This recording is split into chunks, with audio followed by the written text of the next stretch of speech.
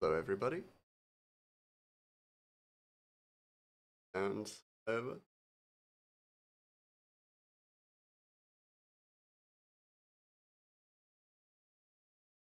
Uh, do be streaming. Oh, yeah, still on Wi-Fi. Hopefully, that is why the stream is lagging and buffering. On mobile, not Wi-Fi. But like from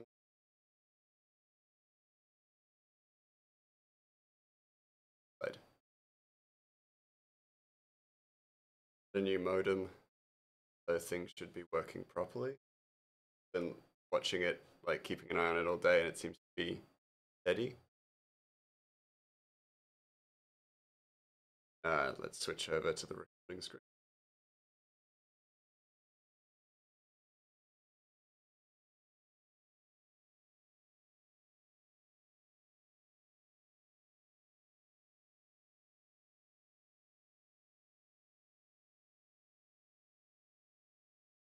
Have to turn off Wi-Fi when you go shopping because it tries to connect to networks when you're out and messes things up. Yeah, that sounds fair.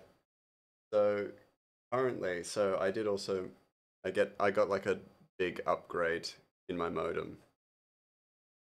I've got a new modem. It's got multiple little like towers, but as a result, my kilobytes per second is bigger.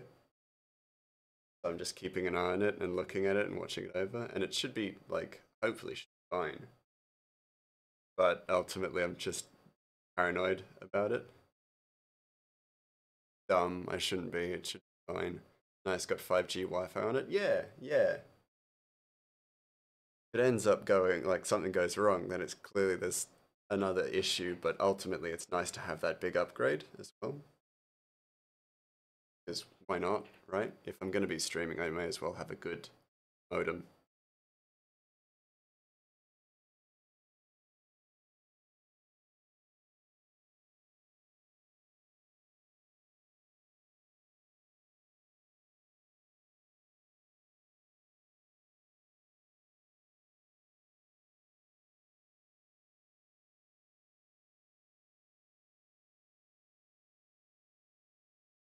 But we are also starting on chapter 2. 5G Wi-Fi was a huge jump up from for you when you first got it. I think the speed went from 40 gigabytes to 300 gigabytes a second. Damn. I think checking the stuff, making that's all balanced for you guys. Yeah, so it is a big bump up. Ultimately, from even what I'm seeing, kilobytes per second is almost 200, 300 times bigger. But what I like ultimately that's cool. Megabytes per second. That's fair because like that'd be huge. Hey, Zombie Slayer. I will hydrate. Um, fuck me. Hello. Yeah, so it's like I don't mind a bigger uptick and stuff. Oh, it works. Hello, Tio. Um, and I don't mind a bigger uptick in kilobytes per second. I just want consistent, just consistent bit rate. That's more what I want, more so than anything. And I'll stretch as well. Hello. Oh, you noticed I have text to speech. I put that in place in case you guys had something to say and I was drawing and stuff. Catch my attention, or I wouldn't have to read. I need to show you the mushroom I found. This time it's not a scantily clad cosplayer. That's always great. Hello, Mars. Hello. Hello, zombies. There. How are you? How you doing? We haven't even gotten started. Got the new panel.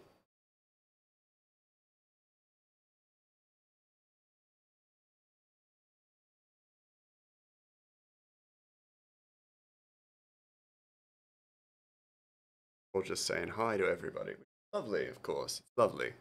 But it's also hilarious. Haven't gotten around to actually doing the thing I'm here to do.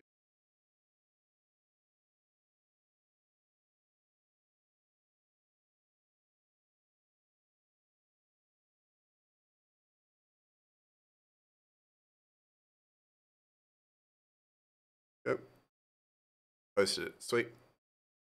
Let me check. Let me check it out. Give me a moment. Let me cut this frame first and then check it.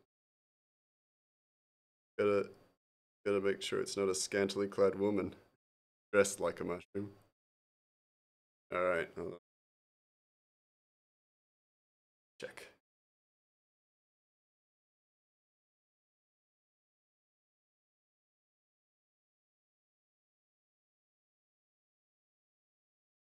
Oh! Still a woman, but not scantily clad. That's beautiful. That's really cute. I like it. I like it a lot. While I move. It's been a while since things aren't where they usually are. Um, Hunger. Show me the art. Hung. There it is. Super cool. You're great. You're great, as you said. Work's been better, so you're happy about it. That's awesome. I'm very happy to hear that. I love these. I just clicked on my OBS as if that would actually zoom it in. I freaking costume. They're gorgeous. So pretty. Like genuinely, they're so pretty. I'm a big fan. There's no, actually, there probably would be a type of mushroom that's brown and scaly and stuff like that. But I don't know. I don't know what it is. That's lovely. Thank you for showing me that, Loki. I'm a huge fan of those outfits. And was this like at a Ren fair kind of thing?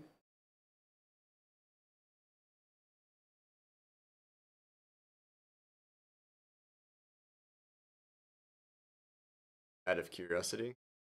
I liked it. I liked it. I liked it a lot. Wasn't there for it, but they once set up an outdoor movie theater, and you're excited to do that sometime. That would be really cool. Yeah. Okay, this time I promise it's not a cosplay. That's fair. Got two more actually. Ooh, okay. I mean, I don't mind the cosplays. They look great. They look cool.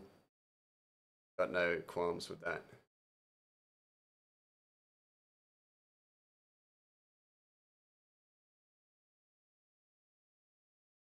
Oh, but they're lovely. Those are lovely little. Oh, that's so. I gotta show this. Yep. That's okay. That's super. Uh, so I know this one. This is an Amanita muscara type of mushroom. But it's also known as like the Santa Claus mushroom. Red little white dots, scales as they're called. The brown one, I don't know. I don't know if I can identify that, but they're super cute. These outfits, um, the big props to them. Super cool. Uh, Not a cosplayer, but two now. I like it. Big fan of that. I'm a big fan of the mushroom cosplay.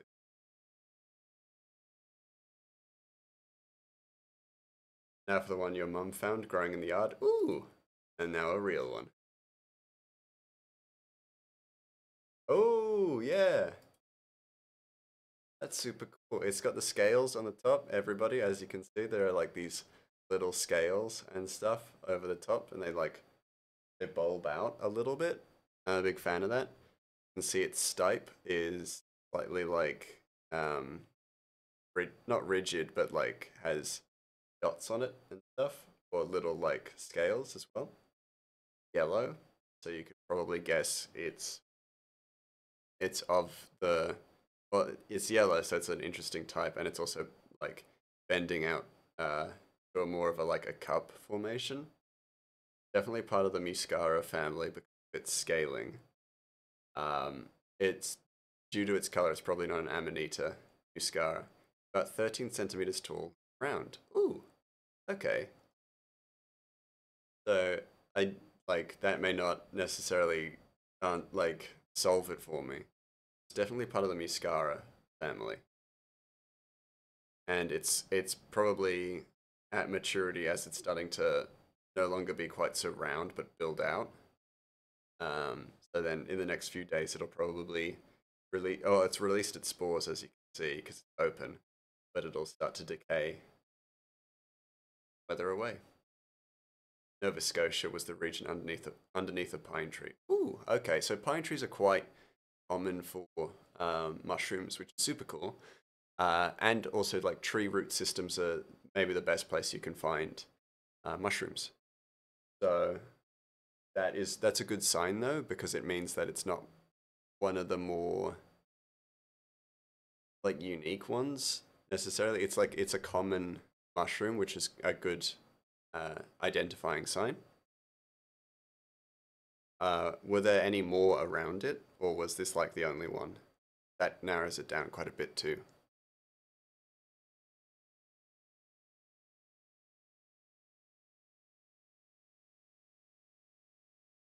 It feels like it's been a while since I've done this, so I do feel like almost weirdly nervous again, but I still also feel good.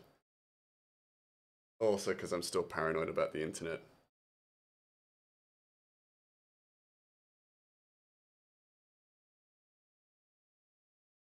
Next book I need to get is identifying mushrooms around the world as opposed to just Australia.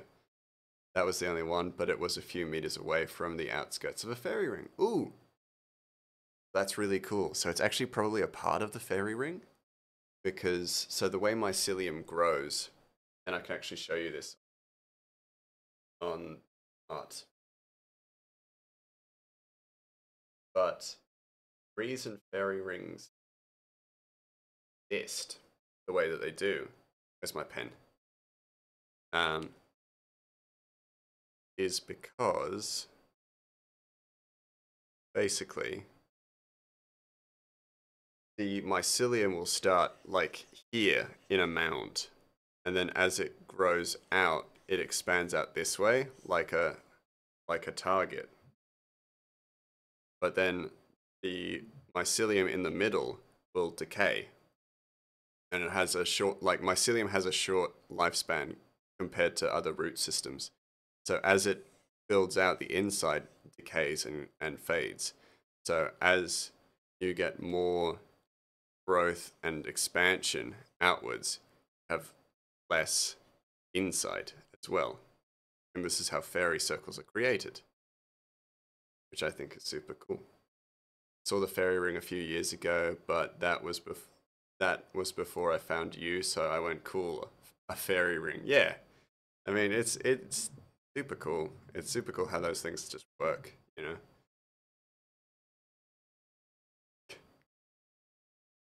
Um that being said, I feel like I could probably identify that at some point. I know what it looks like. Scales, things like that. That's good. All identifiable features. So I think by actually in the Discord I will identify it and I'll note underneath it. I think that's what I'll do. So like I don't want to just run off and grab my book now and try and identify it. We got ratchets to draw.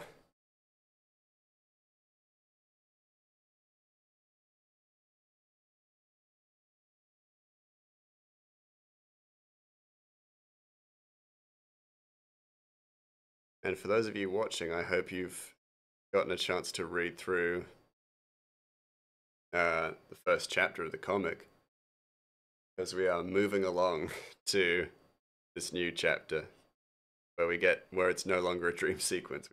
Good in one part.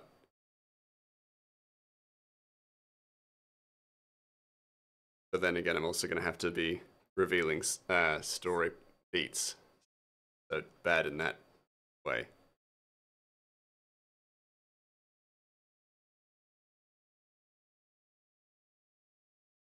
Hardiness Zone 5B. Hardiness. Yes. Having a second stretch.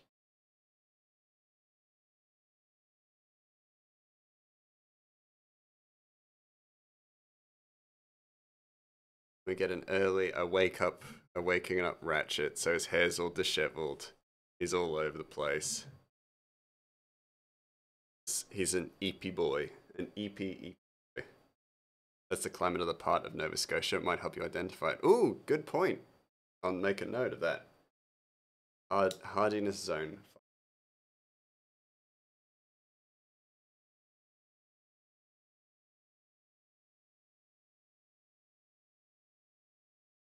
Yeah. But I think the next thing, you've given me like a task, which I'm actually super keen about, or a quest.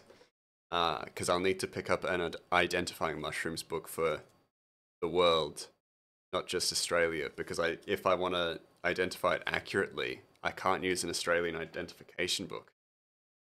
I might get the right genus and species, maybe.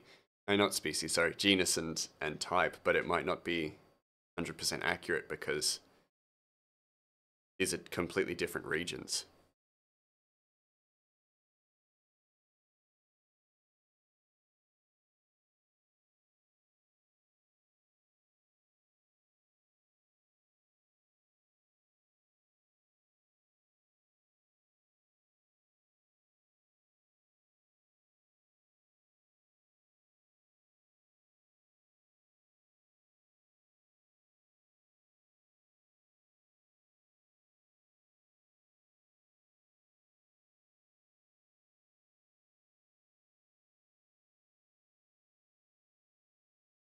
Also, for members of my coffee, so Loki, uh, I'm going to be releasing the behind the scenes stuff soon for my compendium, and it'll be a chapter that'll actually be quite useful for reading chapter one, or when you read chapter one, it'll uh, provide insight into something that might be quite fascinating for some people. So something that I had worked on in chapter one that I'd done secretly.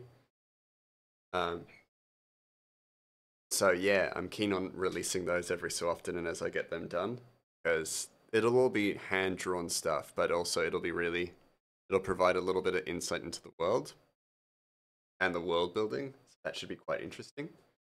Microsoft has all but signed to buy Activision Blizzard, so I'm looking forward to all of the stuff that will add to Game Pass. Oh yeah, absolutely.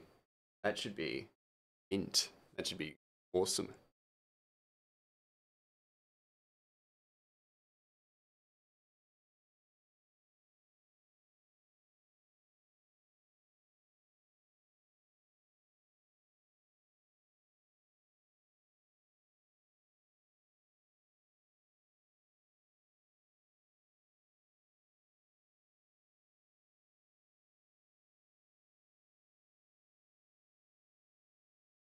But that's a bit too big of a polyp. Polyp, I think. I'll also tell you guys something. I was doing a bit of like behind the scenes or world building stuff today.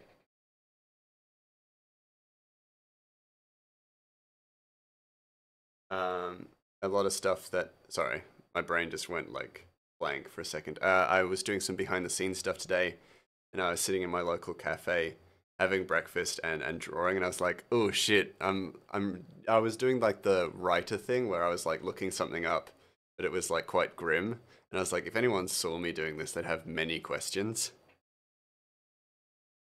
But I found that also quite fun as well. Oh, you noticed the text that was something like a lot of stuff was missed? Don't think I didn't notice it was Callie and the stalker dude. Yeah, yeah. Well, that's part of it, which is cool. Um, so I'm very keen to see how people react to that stuff. Maybe not the Callie thing, just because Callie, that's basically just a cameo, which may become bigger in the long run, but we'll see. Uh, but yeah, the creepy stalker dude was I increased the amount of his appearances in the comic purely because I had such a positive and interesting response to people who noticed it. Like people were like, "Oh my god, what's that? Who's that? Who's that?" And I'm like, "Oh, okay, cool. I got to actually include him a little bit more because people have really responded and resonated with this presence, or they have been really intrigued by it. So I thought I'd just add a little bit more of him. Because also, there's no harm in doing that, because until you guys know more about him, it's not going to make, his presence isn't going to make sense. So I can kind of get away with it. Get away with adding him a few more times.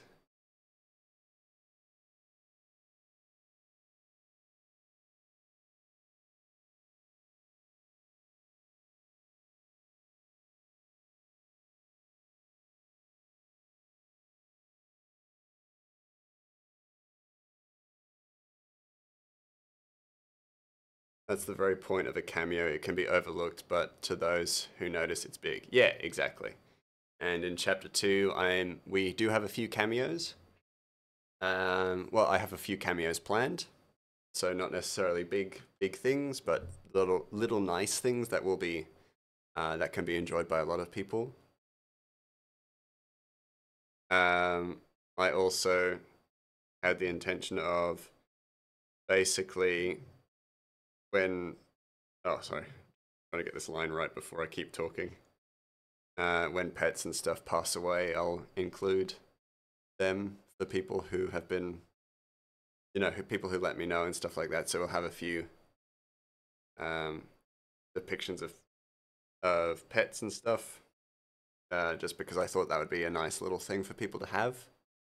Because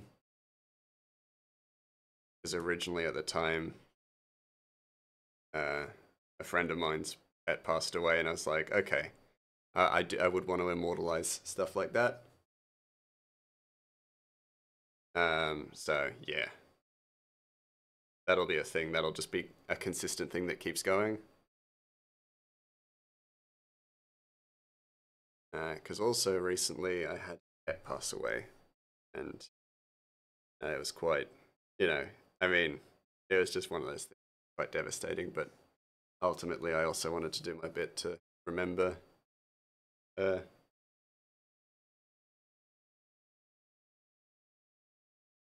it's just a practice I'm taking up.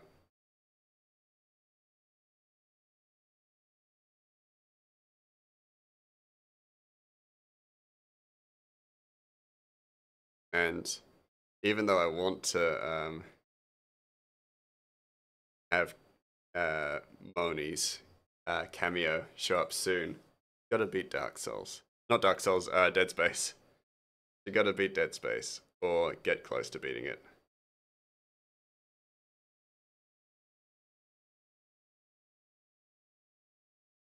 Oh, pardon me.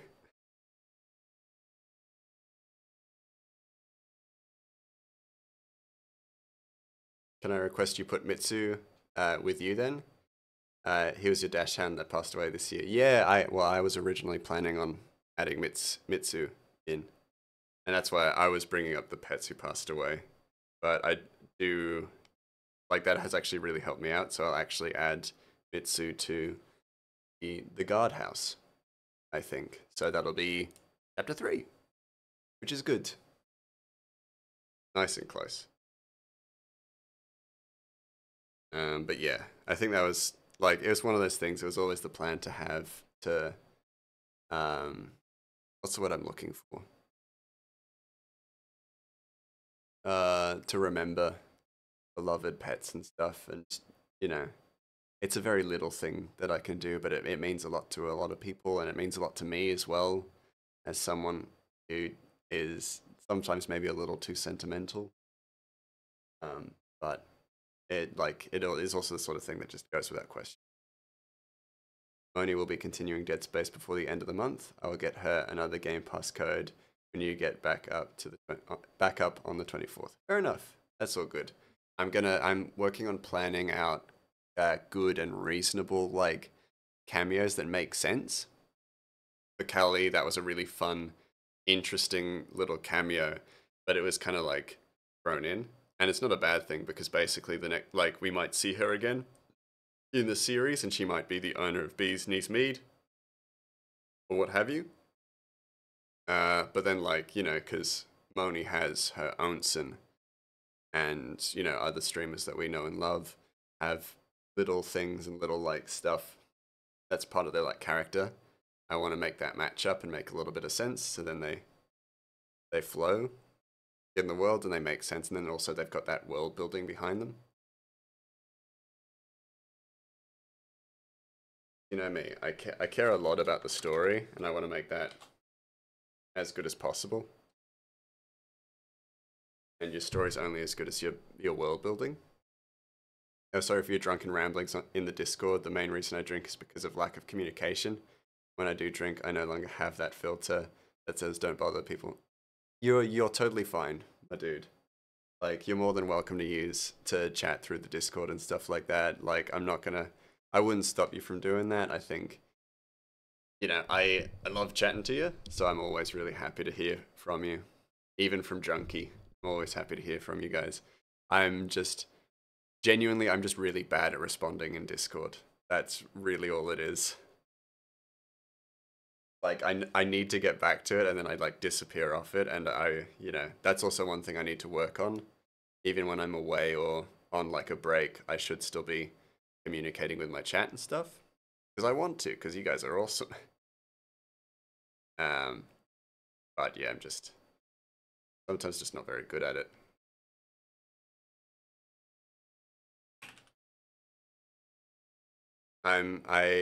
I've been doing this for a year, but I'm still very new to it all, I think. That's my mentality about it, I think. Fine. You can it's fine, I just have rambled on your own empty Discord before. Well, I mean, haven't we all, I guess. But yeah, I'm more than happy to chat to you and stuff, and I'm keen to do it more. I want to be better at it as well. I like chatting to you guys, and it's one of the reasons why this whole process has been so good as well. It's like you guys are awesome. And like lovely to chat to, just, straight up, just lovely to chat to. I'm just very scatterbrained, I think, as well. So sometimes I miss Discord messages, or I'm in my own head as well a lot. So that's who I am. It's just who I am. Bit of a dingus sometimes. That's okay. You check out Atomic Heart yet? I have. I've been looking at it, and I honestly, it does look like a game I would play. So I'm down to play it. I've got Tears of the Kingdom currently going that I need to get through. I don't think I'll finish that anytime soon, so I'm also okay to have other distractions that are more digestible. More digestible games. Got to get through Control as well. That's an important one. What was I gonna say? Tears of the Kingdom is kind of like my One Piece, but for games. It's huge. It's going to take me forever. I'm going to be too distracted with it. So I'm happy to take on other things while we're doing it. It's really fun. And like most of your recommendations, it's Game Pass. That's good. And I might have a code for it somewhere. Do not give me that, because I will get distracted from Control and from Tears of the Kingdom if I'm given games. I gotta pace myself out. Can't be spoiled like a kid in a candy shop. Not sure, honestly. Fair enough. I think today is going to be pretty easy. And we have Bloodstained too. Yes, we have Bloodstained also on the list. Yes, that's coming up. I thought someone was messaging me, but it's just my... what's it called? Just my calendar reminding me that I'm streaming, like, tonight. And I'm like, yeah, I know. Literally doing it. So fucking funny. It's gonna sound weird to say, but we've got new colors to introduce into this comic, which is funny but also dumb. Like, Ratchet is like, we've stuck with the same kind of color palettes for such a long time. It's so weird to just say, oh yeah, we got a new color set coming up, because we have to show the progression of time. Got a few things to change. Did you put the comic up on the website yet? The comic is up on Tapas, yes. It should be the exclamation point comic should be working now. Rad. Some people had trouble finding it, and I was like, at this point, how are you guys not finding it? But actually, it's all the colors I need. The other colors are new, other than the tongue. I need pink.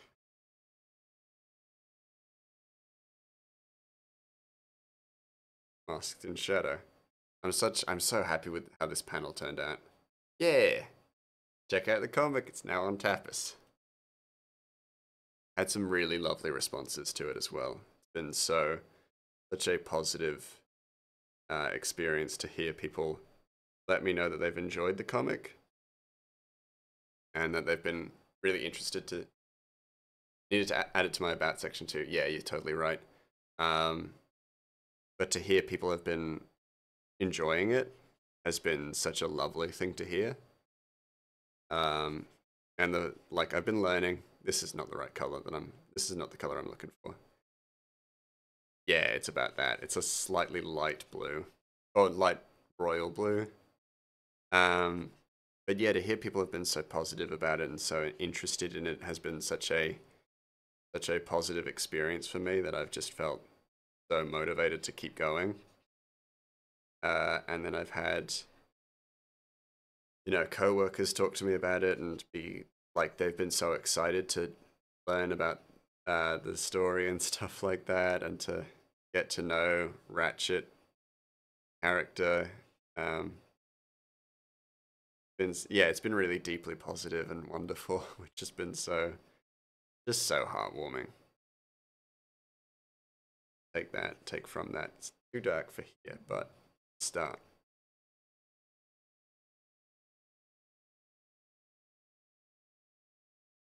Yeah, there we go.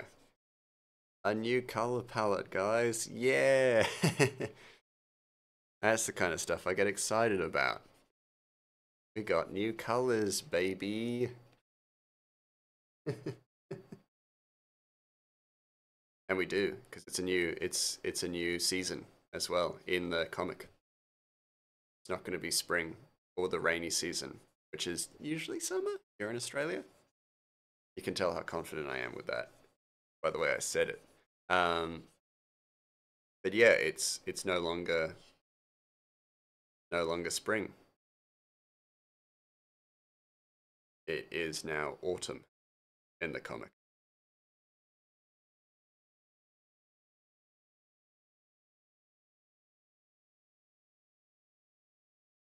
And so we're going to get a lot of those really nice autumn colors added to the comic and added to the space, which is I'm so keen for. Autumn is one of my favorite seasons. As I live in Adelaide,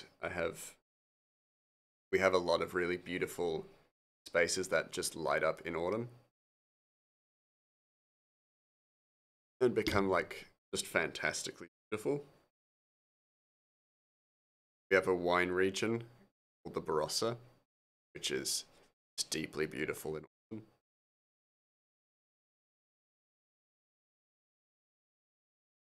Yeah.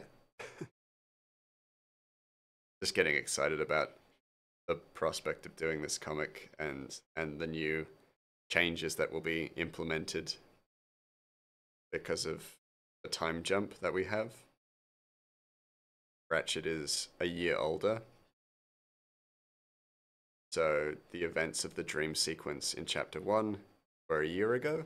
Well, not exactly a year ago, but almost a full year has passed since those events.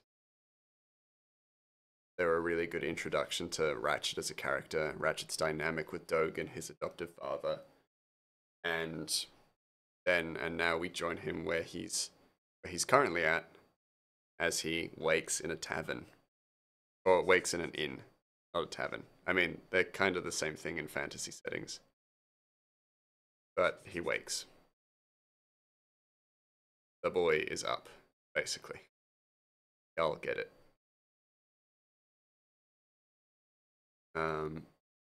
Had another note. I really like you using identifiable things to designate the off-screen speaker. Yeah, I love that. I love that. as well. So Ratchet has his goggles, which only get introduced in this chapter as well. So the first chapter I kind of was a little bit loosey-goosey with that style, just because we don't really have a lot to identify these characters with yet. So from this chapter on, we will be using the goggles and then other characters like identifiable features for their bubbles. It's all part of making, like, for me, making dynamic panels is really important because I want a comic that flows quite nicely and in a way that people can read it and understand what's going on, not only through the text but visually. I think that's super important to me. So that's something I am trying to maintain as often as possible. If I can make an exciting looking panel or an exciting looking page, then I will do.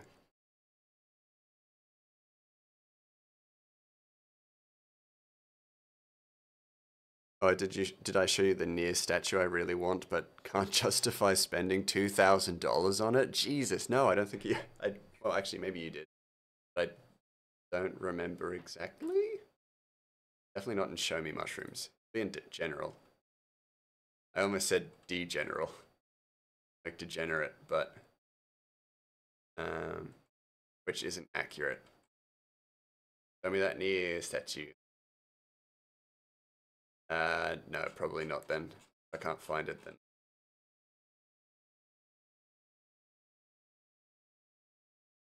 Fine. It's that expensive because it's 95 centimeters tall. Damn. That's tall. 95 centimeters. Fuck, that's tall. So it's almost a meter tall.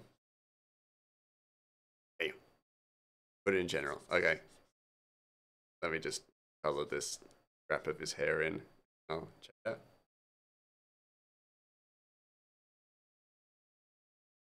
Prepayment required. I won't put this up on the stream, just... Fuck. I mean, it's a beautiful statuette. But let me tell you, in Australia, it's $3,000. Oh, I mean, of course it is because it's version. But also, fuck. My coffee machine doesn't cost that much. That brings me joy. I mean, then again, this statue would bring me joy too. But for a very different reason. It'd also bring me sadness because I spent $3,000 on a statue that I can't expense. Like, I couldn't, like, negotiate that kind of an expense. I think I'd just be like, I will never financially recover from this. Every time I look at her, yeah, every time I look at 2B, I'm just like, I will never financially recover from this.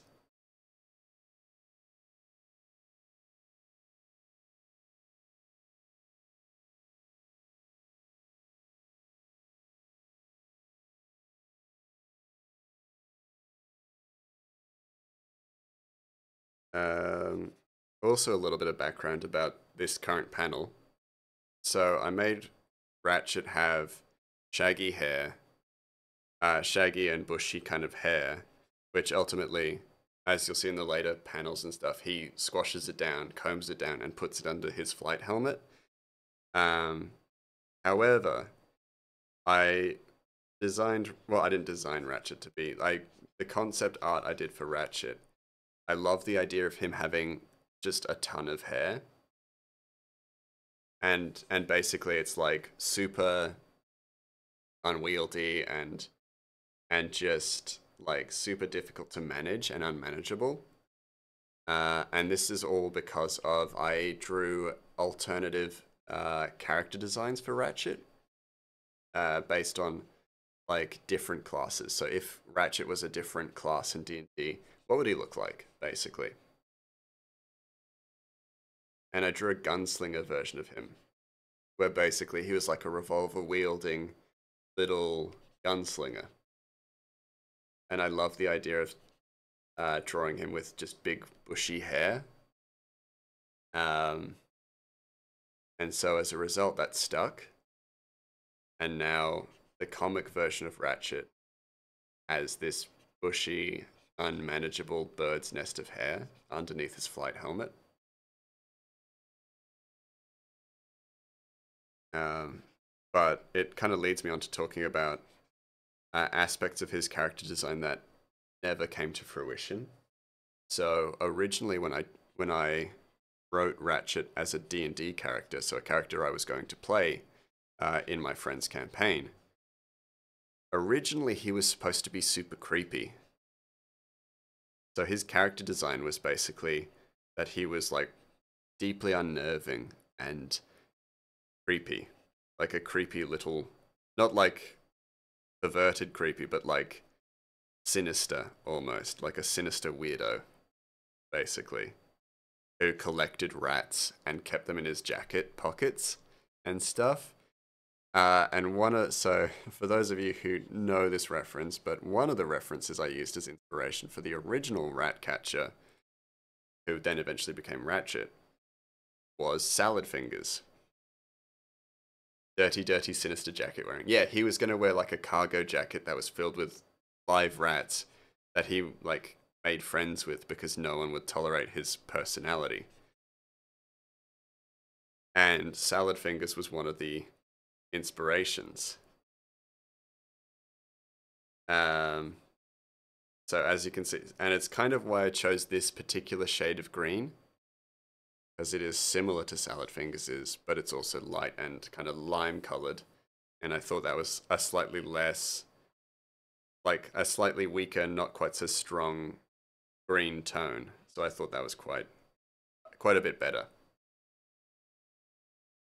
But what changed my mind about making Ratchet this unnerving kind of character was one of my friends was like, "Oh, you're gonna make another dark character with a tragic backstory," and I was like, "Fuck you! All right, I'm gonna make him super happy, super peaceful," and then that started the downward spiral or the upward spiral, I guess, of making him this sweet little guy, super helpful, super loving, super sweet, and people really took to him. So I'm super glad I didn't go with the other version, honestly. Put a pair of statues I do plan on getting in the anime section. They are $500 for both. That one hurts your wallet, but does not murder it like the 2B one would. Yeah, holy crap. That's fair. 500 for two. That's not too bad. Well, when your friends know your RP better than you. Yeah, I'd written some really, like, just sad, grim characters. Rising of the Shield Hero actually has a bit with something like that. He keeps some monsters in his cloak because his defense is so strong they don't hurt him, and uses them as a distraction. That's cool. Um, yeah. So my idea was basically that even though he was actually originally supposed to be a warlock because I love warlocks, but his whole thing was that basically he'd collect rats as like as friends and befriend them, but then they'd also be sacrificed if he needed them to be. And then eventually I was like, no, this is not it. This is not the kind of character I want. I also wasn't very keen on goblins when I made the character, so I was like, he can be a little horrible creature.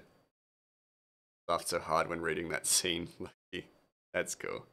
Um, yeah, and I was like, I also wasn't set on role playing a creepy little horrible character. And I also kind of wasn't keen on playing a goblin as well. I was like, goblins seem like, um, based on the way they were written in 5e, I was like, ooh, not necessarily keen on them. And then I slowly came around to the idea as I changed the goblins a little bit, so they're more cat-like than they are whatever the 5e versions of goblins were.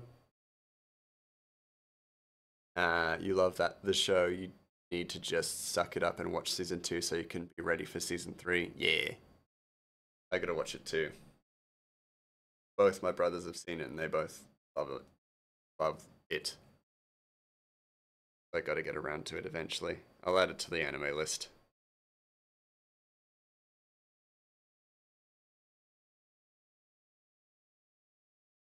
But yeah, and now that the first chapter is out, I'm so super cool with like talking character design and stuff. and character inspiration.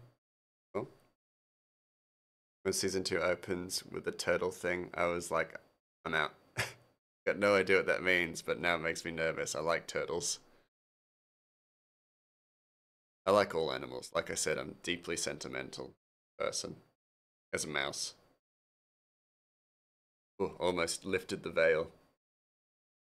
Season 1 was amazing, but season 2 was bad from what you hear, and they went with this weird round table of heroes sort of political bend. Blech. Ooh. Sounds like Tio is uh, confirming your concerns, or potentially confirming. And it's on your top 25 list. Ooh, that means it's, yeah, that's definitely a good sign.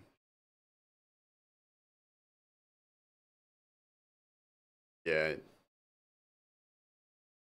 Loki's got a pretty stringent top top 25, top 50. Yeah, not to rant. Sorry. No, no, no. Please go ahead. Rant away. Like, genuinely, you are more than welcome to rant about anime that you enjoy or seasons of anime that you didn't enjoy. You are more than welcome to do that. Rant away, my dude, my goose. You love Log Horizon, so you may enjoy that part. Oh yeah, that's true. It might be right up Loki's alley.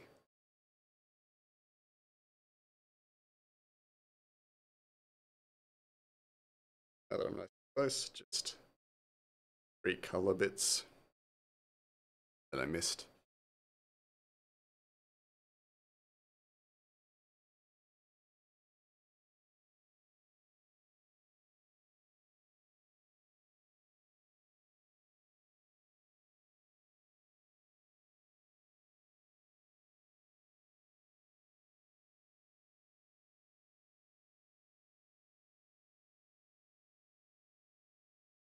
Uh, why would you say Loki has a stringent top list when it's Cowboy Bebop and Akira? I can draw a line below the top 15 before I get to anything interesting.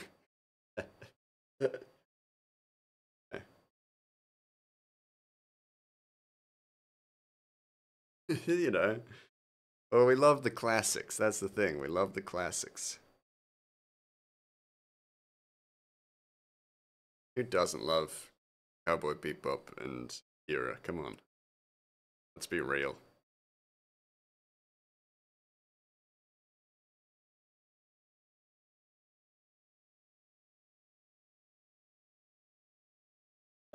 Shadows.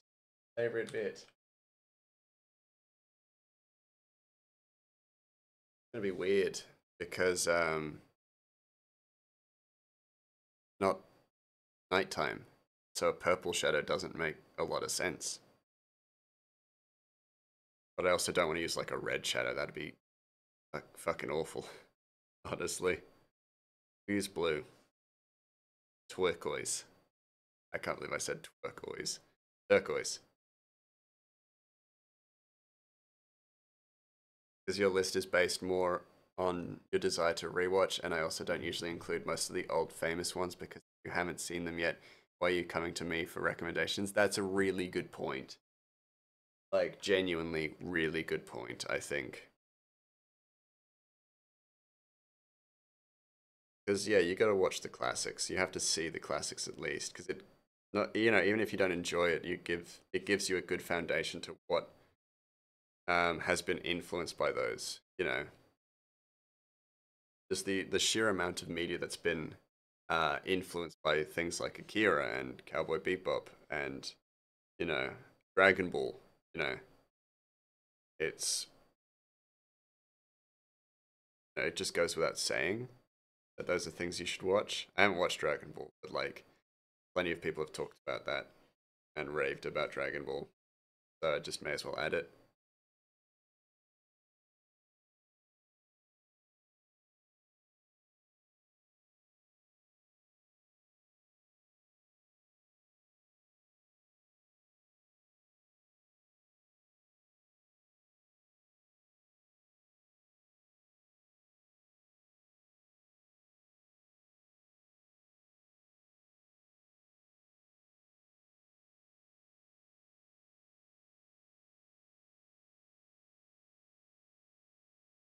Tell you what, something I should do.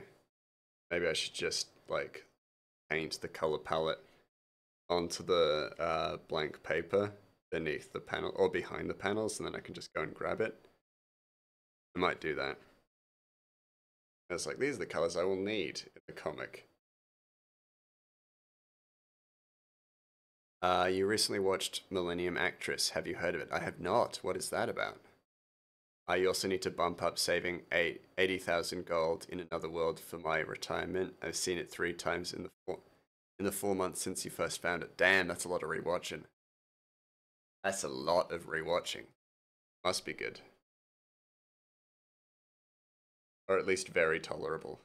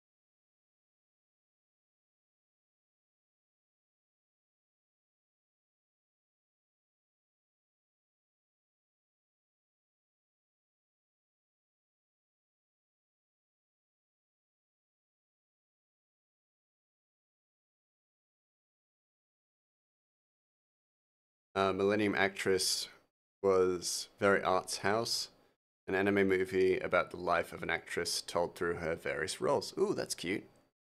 That sounds very interesting. It's a perfect mix of MC with sociopath tendencies, fun, fluff, and gait. I might have to check it out then.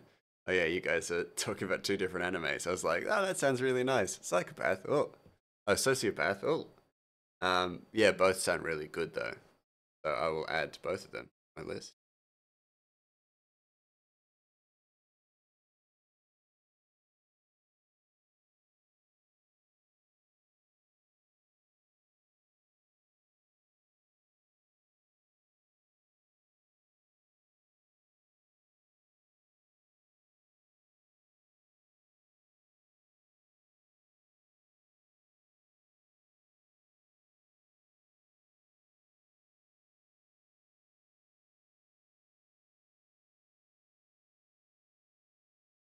A little bit subtle, light.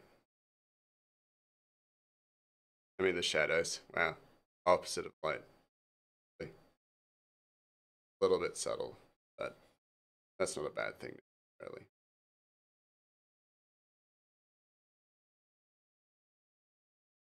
Uh, it's your favorite popcorn show. Currently, it's engaging enough to just watch it, but it's also fluffy enough to do other stuff. What with it playing if you want. Oh, okay, cool, nice, nice, nice. That sounds good. Don't mind a bit of like white noise kind of anime. I can just put on, work on other things. I mean, predominantly I need stuff like that where it's like I've got a whole comic series to work through. So if I can get an anime that's just like good background noise, that's always really good with me.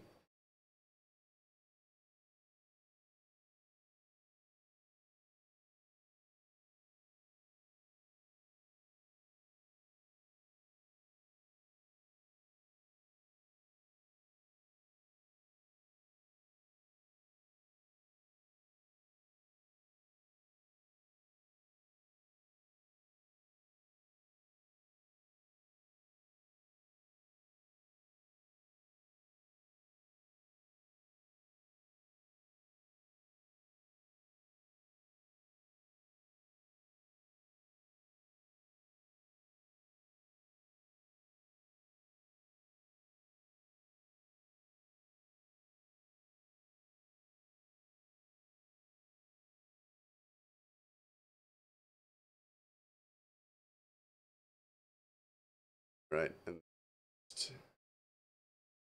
Ratchet's go-to nose. like shadowing B.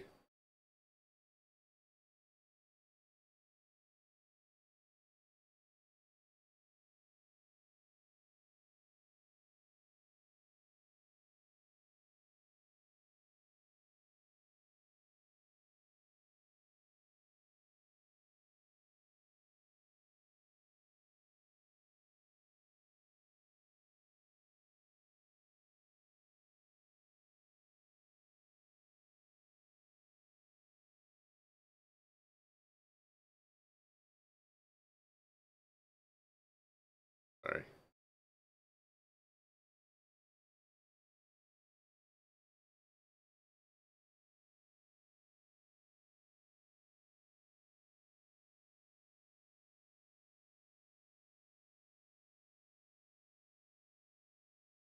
I do like the blue. It's a nice cold enough kind of shadow that it doesn't feel out of place, but then also decent enough that it actually does provide a good enough amount of shadow. Wow, really fumbled through those words there.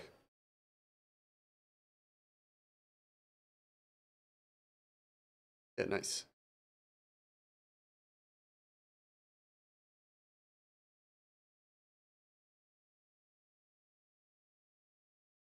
And you say a slight spoiler for the show? Go for it.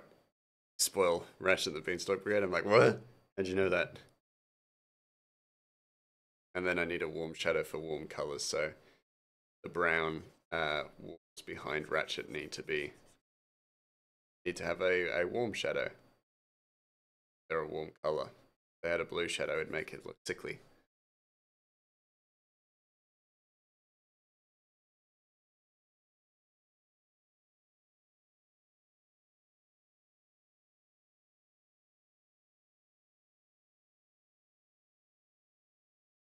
I guess the MC doesn't make it to 80k gold. Interesting guess there. Bold assumption there. Bold guess to you.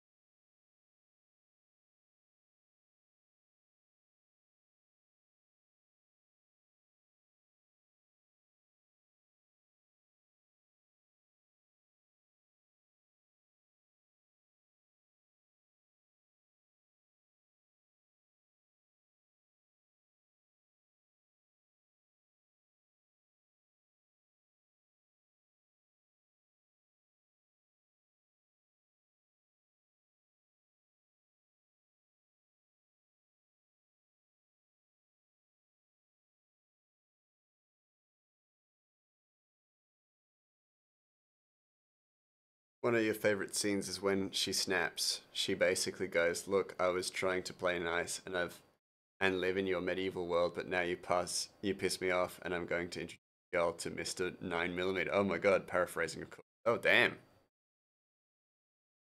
sounds intense. Like it.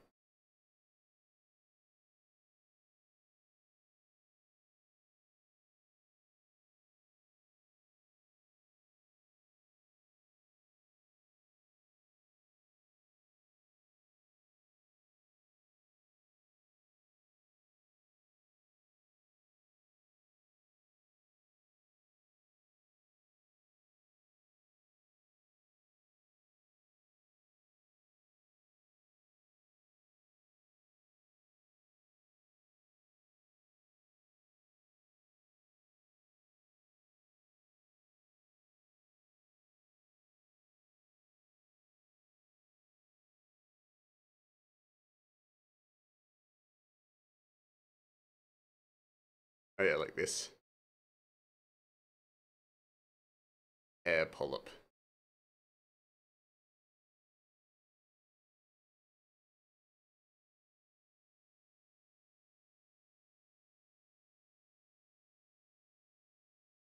I feel like this actually area needs a little bit of fluff. A little bit of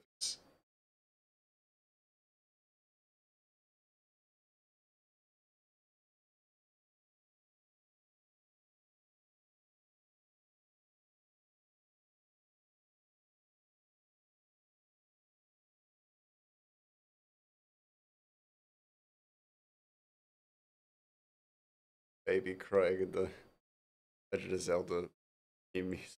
That's so weird. Unless it's wrong side. Yeah, that's weird. She's just trying to live in a fantasy world as a merchant, but things happen and she goes, that's enough of that. Very fair. Sounds like a pain in the ass. But don't blame her.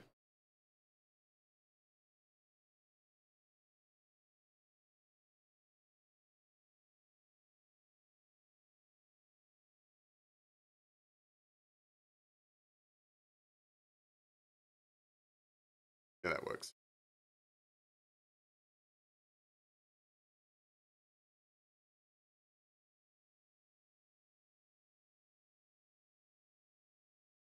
Let me check this music. Ah, I knew it. It's bloody no longer Legend of Zelda. Put on some coffee, Jack. There we go. Yes.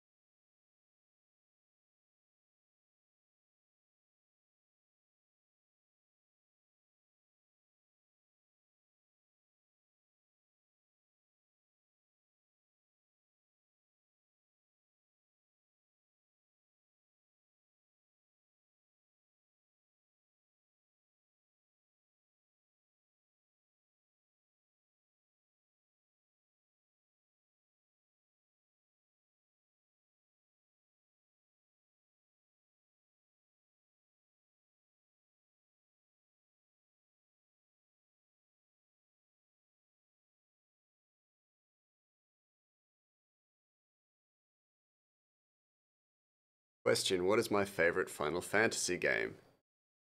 That's a good question. Um,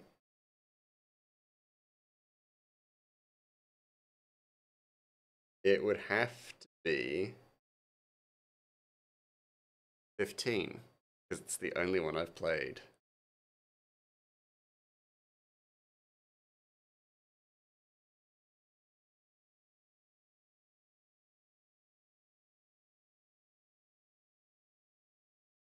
And now highlights. Highlights.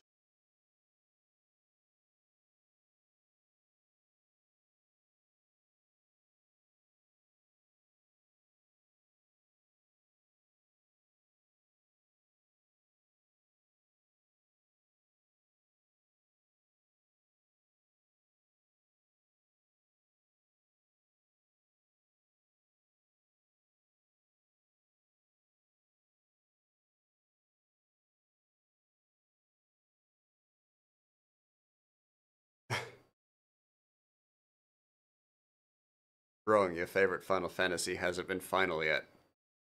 That's probably pretty accurate.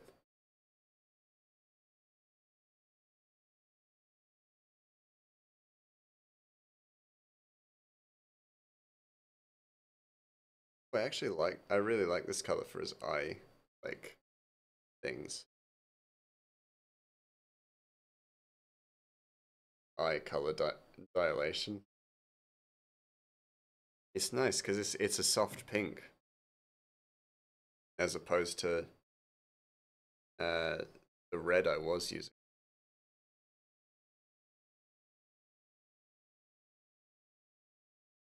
Not good.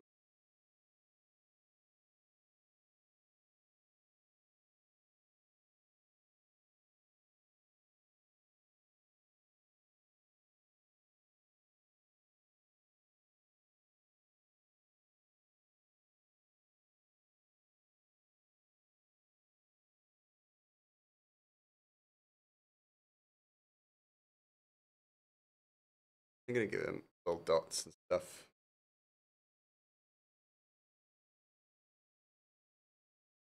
Now that he's older, he gets highlights too. Not just Dogen anymore. It could also be Ratchet. That's cute. I like that a lot. Yeah, he gets dilate like little kind of highlight bits now on his stuff. And I wasn't just holding off because he was a little kid or anything like that. I was holding it off because I was like, I can't be fucked. I can't be fucked to add them for him, but why not?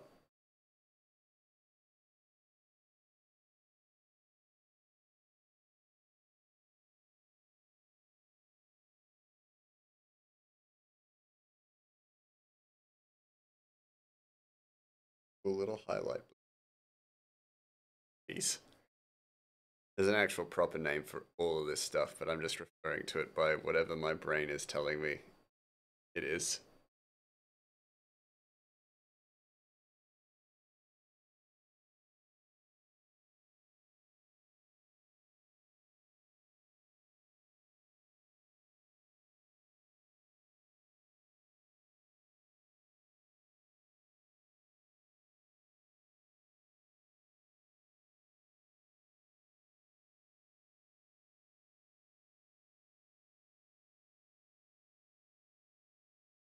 Oh man, and I got tomorrow off as well. I got tomorrow off work. I'm so excited.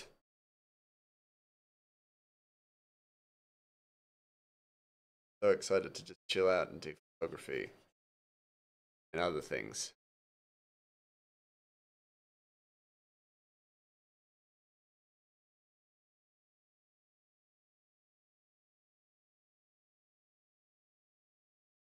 Hell yeah.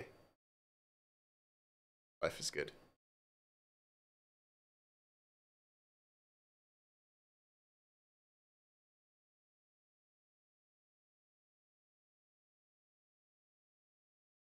Some of it looks.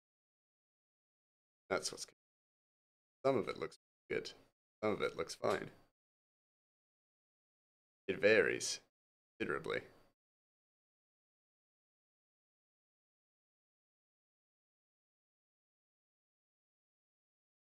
That I should do doing more. Yeah, that looks way better. Lips. Cert for the hair at the very least.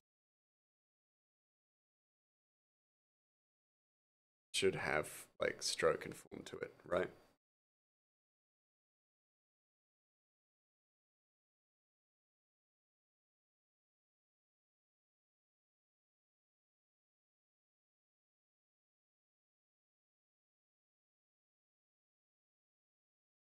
Tell you what, guys, I'm also really keen that for chapter 2 we actually get to meet uh, one of my favorite characters.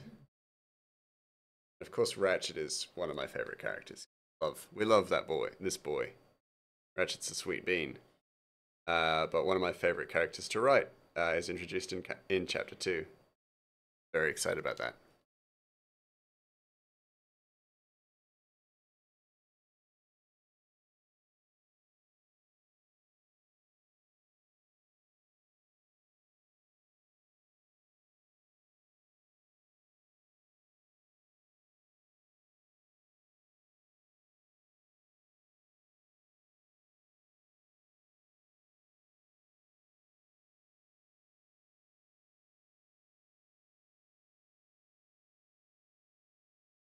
Some of it I'm not going to play.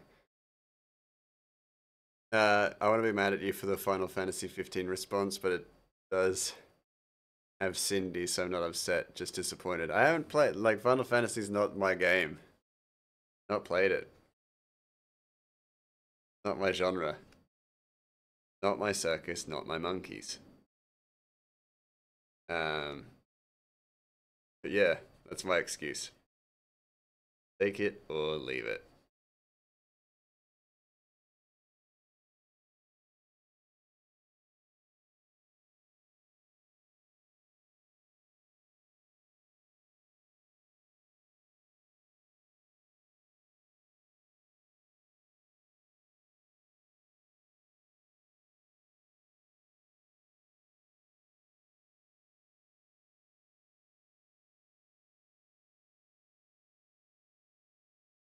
No, I'm not a fan of any of that. I'm not even a fan of this, really. I mean, I was, but not really. I can get it, but I think you would be interested in the world building they do. But if you don't like the gameplay, it can't be helped, I guess. It's not even so much that. It's just not. I wasn't introduced to it at the right time, I think. So I ended up just, I didn't necessarily get hyped for it, I guess. Like, build up that knowledge. And it's because there are so many games, there's so much to learn, I guess, in a sense.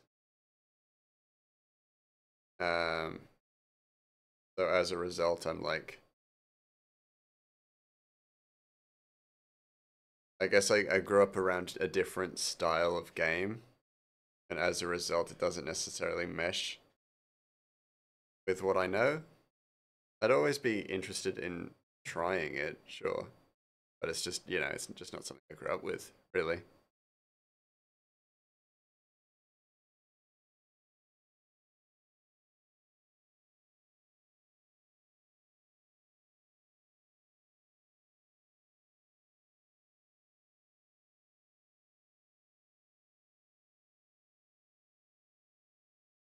That's actually way better.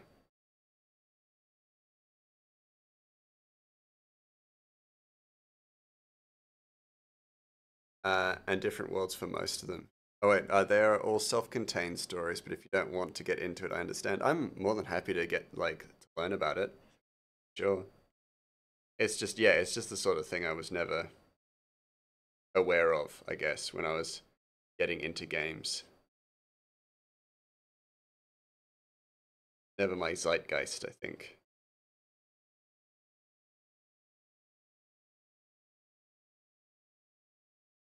Like, that was definitely not the right use of zeitgeist. Zeitgeist, I think. It was never in my wheelhouse, let's just say.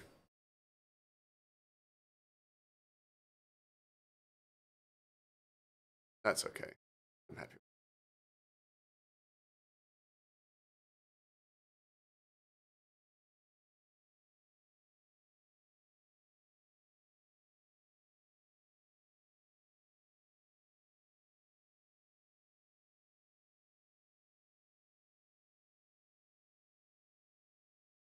Yeah, that's okay. Sorry, I read that bit. I sometimes forget that I'm old and not everyone grew up in the time they made such a big impression. I think like I don't think you're old, but it is really that, isn't it? It's like I just didn't grow up in the time where it did make that big impression and break the bounds of video games. I wasn't there for it, so for me it was like Final Fantasy was a game that like a game series that was quite well established, but not to me. I had I had other games I was learning about and getting into.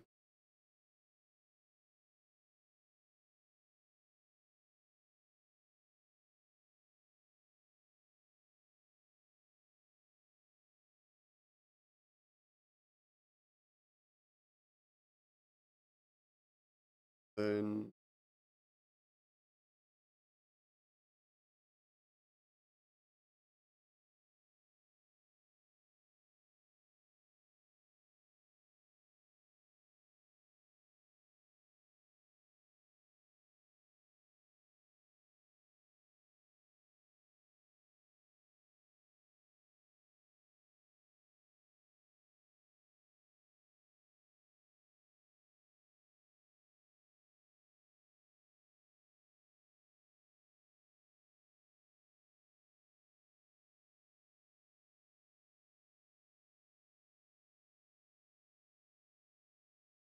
what was my first console?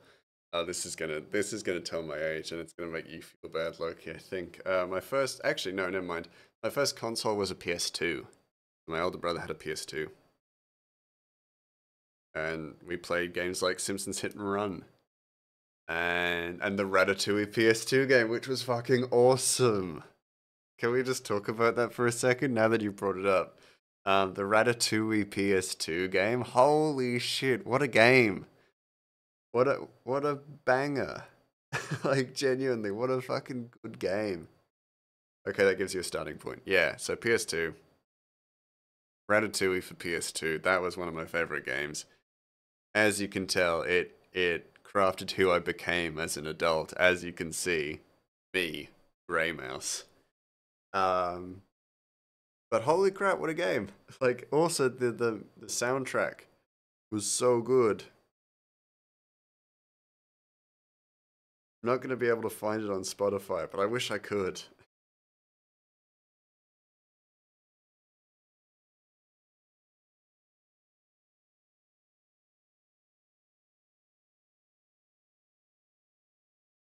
Oh fuck!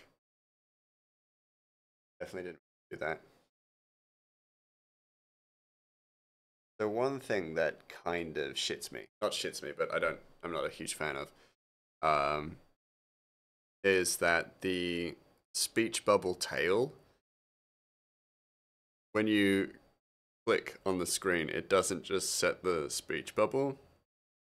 It sets like a corner for it, and you have to hit enter to actually like set it as opposed to um, set a corner. And it's really annoying to me just because it's like I just want to get it like I just want to set out the speech bubble tail and that's it. But then it just makes a corner and then it'll have like a little incremental curve in the speech bubble and it's like ugh, that looks weird. Atari 5200 was yours, but you're not actually that old, just your family was very poor when you were young. Yeah, that I also get, I think it's kind of the same for us with the PS2 as well. I don't think consoles were coming out quite as rapidly as they are now, but and I don't think the PS3 was out yet. But I do definitely remember that I think we wanted to get an Xbox 360 and the PS2 was just a little bit cheaper. I don't know, I can't remember. My brother loved it though. I loved it to bits. Um, but yeah, that was the first one, and I remember Simpsons Hit and Run being a big one for us. And then eventually, and we used to go to Blockbuster and pick up like games, rent games and stuff, which is such a golden like memory from my childhood. I remember going to Blockbuster and we'd find a game on PS2. We'd be like, "Oh, can we get like can we borrow it? Can we borrow it?" Xbox 360 was goated, probably your favorite generation. It was fantastic, absolutely fantastic. Because we got one of them eventually too. But I remember as a kid getting having the PS2 and renting games and stuff. And there was like a golden moment in my childhood where the Blockbusters were going out of business and they were selling off their games. So we bought up a bunch of them that we um, regularly rented, and it was such a solid memory in my young life. Was that like I was saying, Ratatouille on the PS2 was one of those games that we played like a bunch of times and was a lot of fun. It had a story mode to it that was like actually like we wanted to see the end of it. And then when the Blockbuster went under, we got it and finally finished the game. And it was cool. It was really cool. But then yeah, then we got the Xbox 360 and we still I think oh wait, we don't have that anymore. They fell apart quite quick, not quite quickly, but they fell apart after a certain amount of years. I remember the Xbox 360s. They reached a certain age and then they were just like bits just started falling off of them. We had two of them in my young childhood. I didn't own either of them. Do you remember this Pokemon Snap kiosk at Blockbuster? That was magic to teenage you, taking pictures in the game, bring them in your memory card and printing out the pictures. We didn't, oh, like, I know of it, but I don't think we did that in Australia. Because I never found one of them in Australia, at least. But that actually sounds amazing, too.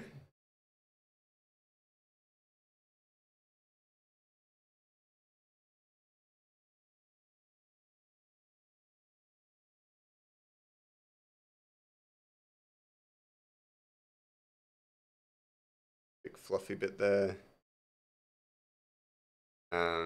But yeah, it's just like the blockbusters being a golden memory of my childhood. We got that. I remember we once rented out that uh, like plastic army soldier game. That was super cool, and and we were introduced to that like the grim death screen, where basically it's like if you got detected in the story mode, it was like, oh shit, this is a kid who's noticed you. The 360 would get the red ring of death. I remember that. Yeah, I remember that very, very strongly. But you got caught if you got caught in this army soldier game. The death screen was like your army soldier being put into the microwave and then melting. Hey, Creo, how you doing? G'day, Gramoose. Hello, how are you? Aren't we men, soldiers, heroes? Maybe. Red Ring, a true bane against humanity. Oh, absolutely. Horrible, horrible, heartbreaking as well when it did happen. So much progress, so many memories gone. You're great. Glad to hear it. Just eating a burrito. Ah, living the dream. I love it.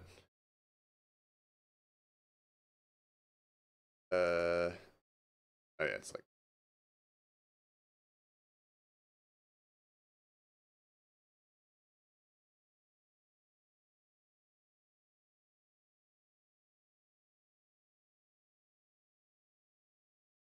this Ratchet's hole like that.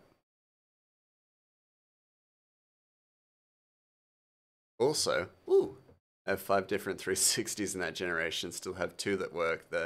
Your Halo Reach one and a Gears of War one. Ooh, I do remember the Gears of War one, like the special edition. That I do remember. You've been working for a week now. Oh, congrats! That's awesome. How are you enjoying the job? You just finished your burritos. Hey, what are the chances? Always nice to hear my chat's enjoying some burritos. Don't know why I said it that weird, but glad. Job is good and super easy. Excellent.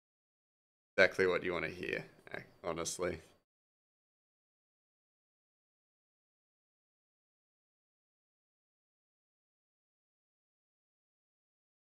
That's definitely how Ratchet's shoulder would look. There you go. I love to hear it. That's super cool.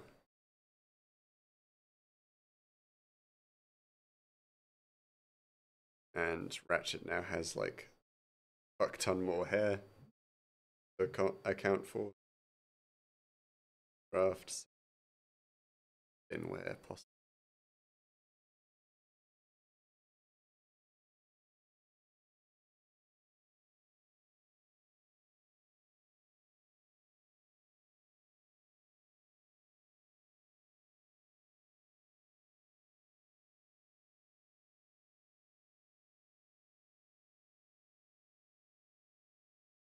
Oh, separated through.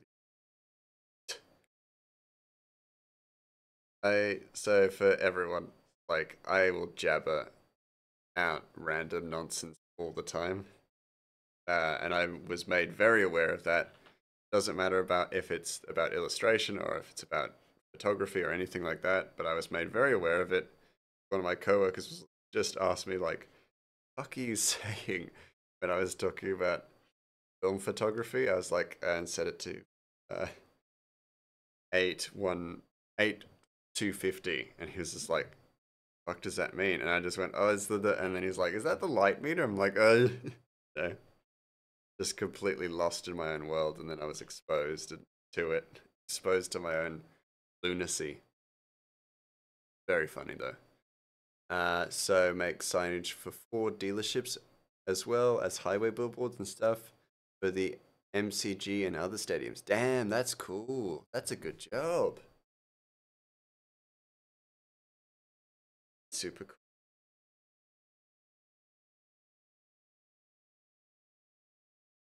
And I assume the money's good too. Surely. Paying you well, right? It better be.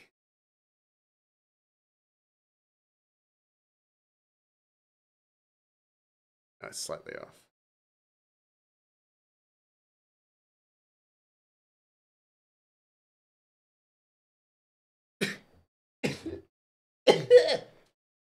Pardon me. Money's alright. Nice. Don't mind me, just snoozing. Did you ever play Beyond Good and Evil? I did not. I heard it was like one of like the formative games for many gamers. I heard so many good things about it, but I never ended up playing it. Sadly.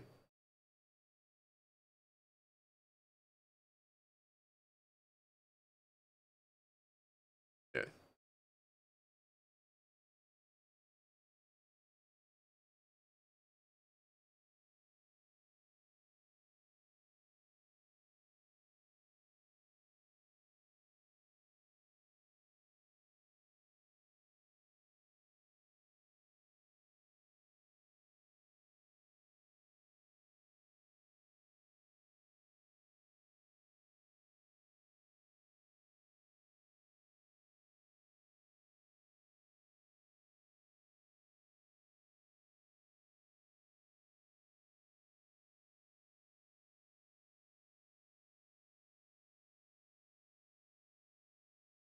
To be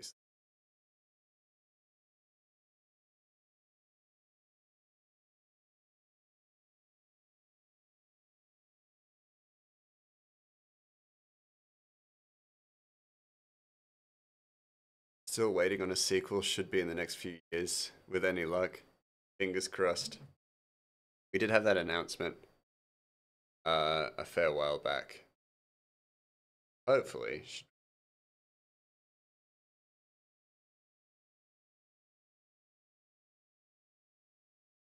In our future. Be nice.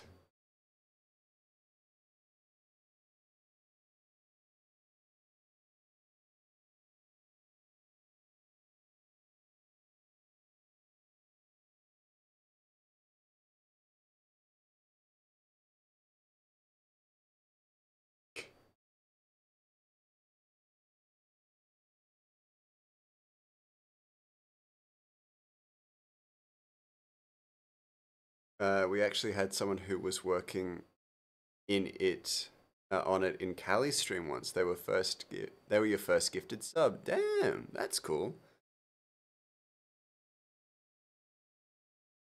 There are people like it's nice to know there are people working on it.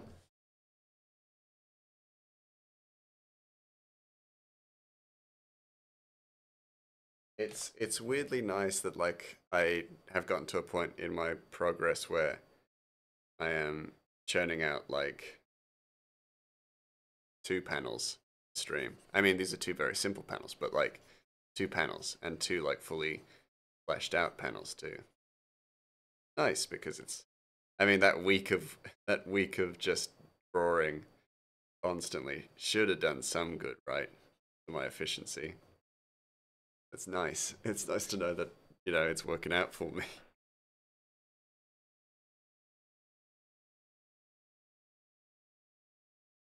Nice to know I've learned something.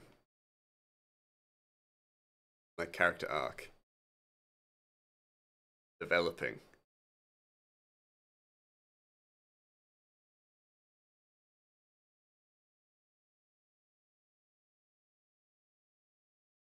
As we know, all the art VTubers here on Twitch, they all have anime personas. Some to some like level. me, I have the heart of an anime protagonist, even if I don't look like an anime protagonist. Mouse. Oh, that's definitely not. That's the color.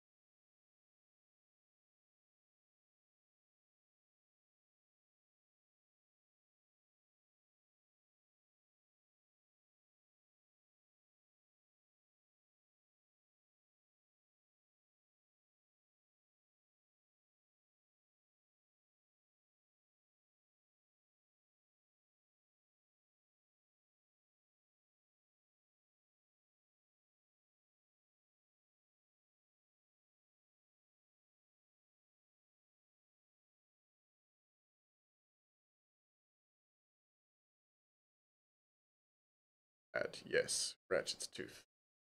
Voila.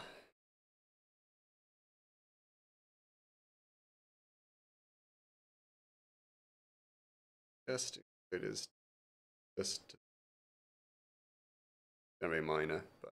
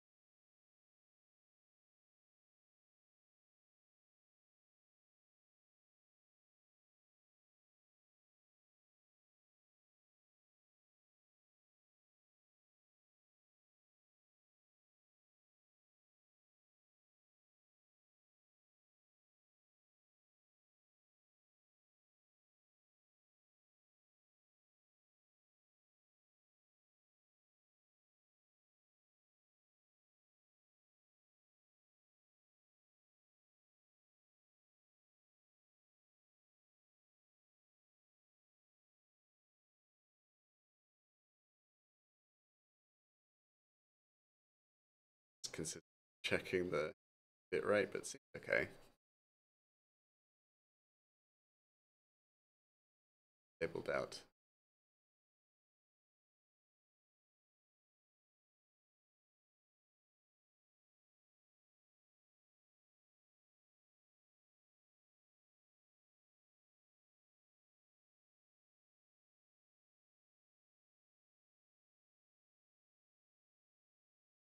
For a review, Dogma or any Kevin Smith film. I've not seen Dogma, but Tusk traumatized me, mentally traumatized me. Like that is a horrifying film. All due respect to his work, of course. He knows what he's doing, but holy crap, that film is uh, deeply unnerving, and not in a good way. I think.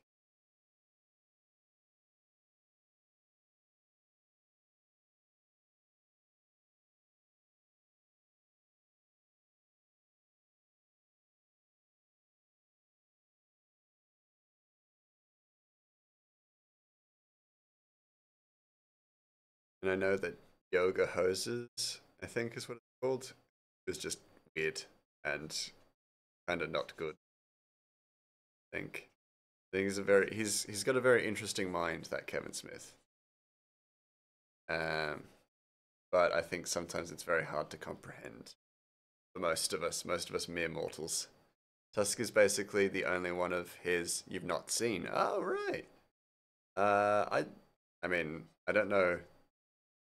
I could recommend it to you. I think it's the kind of film that doesn't um uh suit me, I think. But I can't comment on your taste.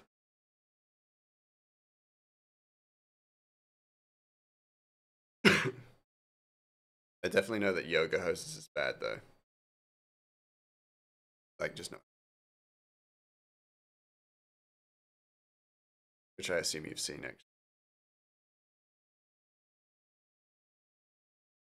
Dogma is your favorite of his. I've not seen Dogma, so I might check that one out.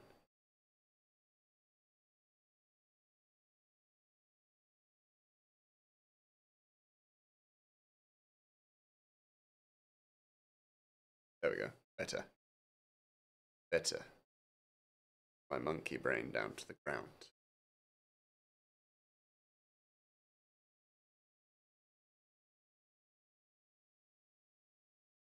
What's Dogma about? Actually, give me a bit of a synopsis on it. Then I might be able to figure out if I'd enjoy it or not. Not a snooty film where, like most, even the ones I don't necessarily like, can enjoy. Um,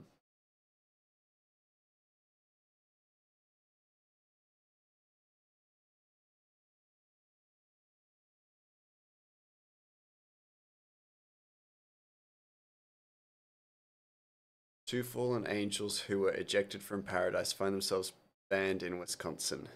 They are now headed for New Jersey, where they find a loophole that can get them back into heaven. The only catch is that it will destroy humanity. Group bands together to stop them. Ah, interesting. That sounds really cool, actually. I, I've, I'm curious about it. I'll definitely check it out then.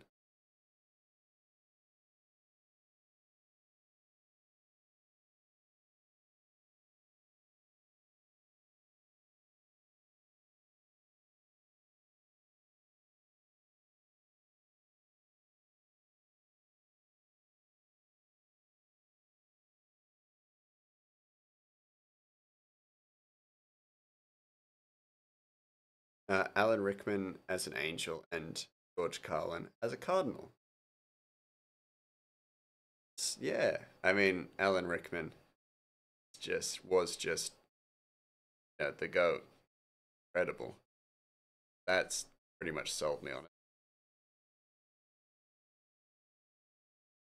Yeah, so weird. It's so weird to hear his name again. Like weird, good, but like it's just like, oh man, remembered. Sadly, no.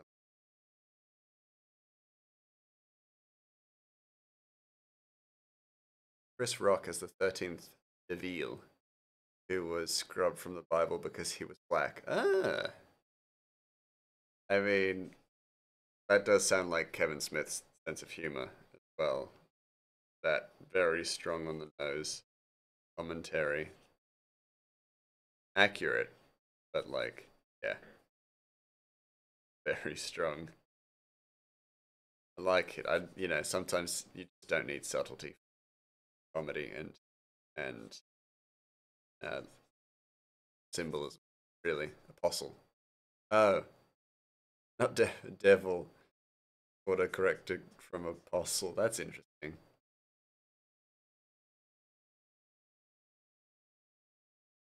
Interesting line. Not line. Interesting autocorrect there. I'm necessarily disagreeing with it.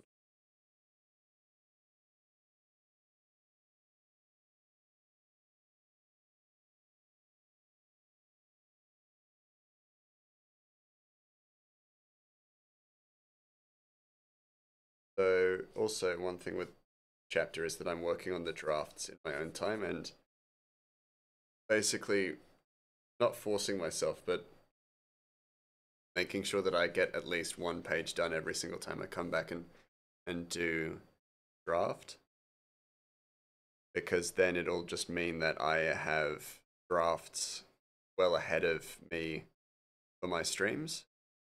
And so if we finish a page, we just jump to the next page and all the drafts will be done and stuff like that. It also will mean that once I've gotten through the first, like all the drafts for chapter, which will be much faster um, than the process last time.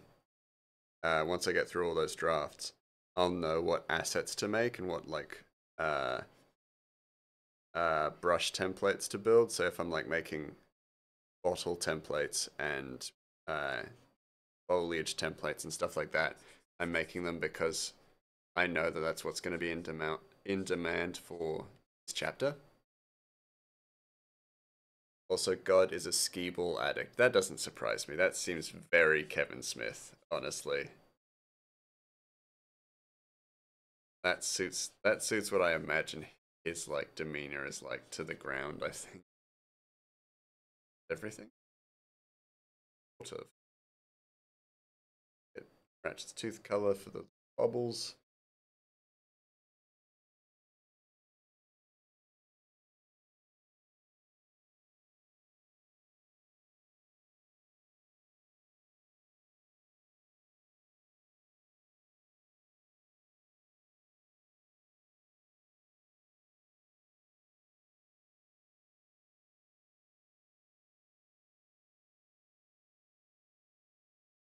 Fuck. Wrong color to cover over. No pleasure, no rapture, no exquisite sin greater, central air.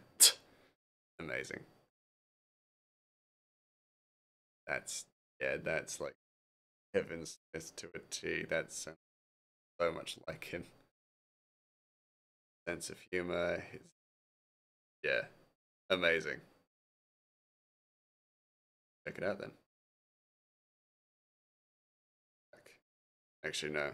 Leave it as it is. I'll need it again. I've got two different shadow colors now.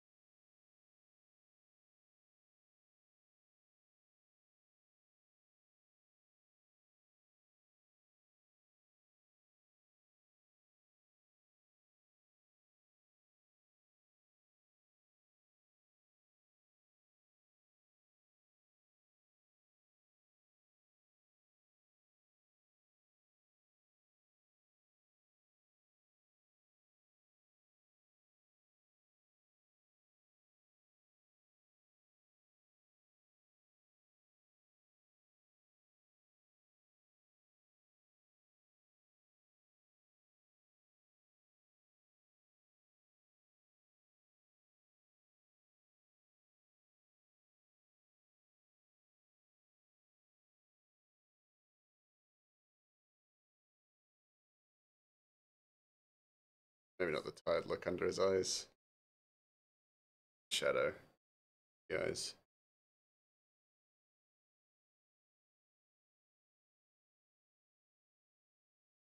Go.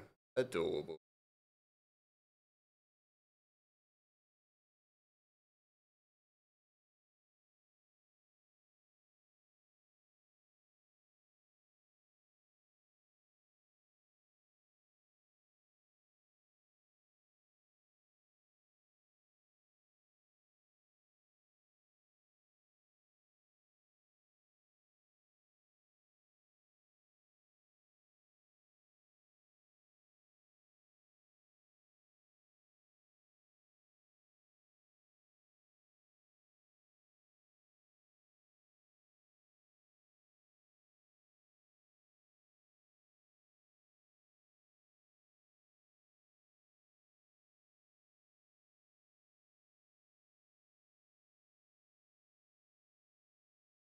To saved, but otherwise they aren't.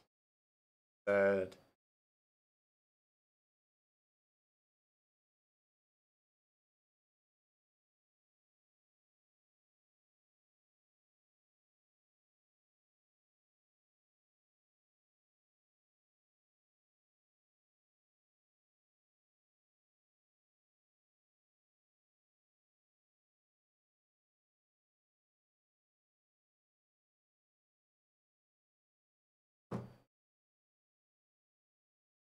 basically dropping my phone.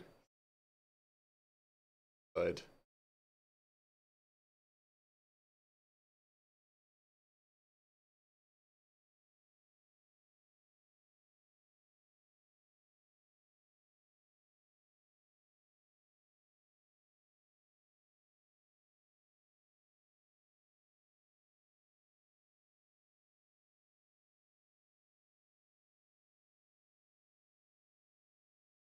better change so slightly, but then it's actually a big change, big alteration.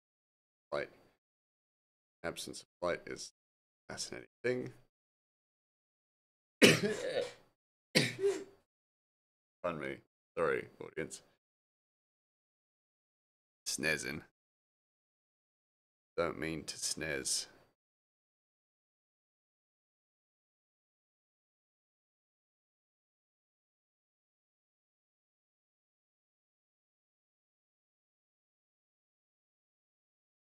Still debating on if you should add Excel Saga to my anime list. Well, what's it about? Tell me about it.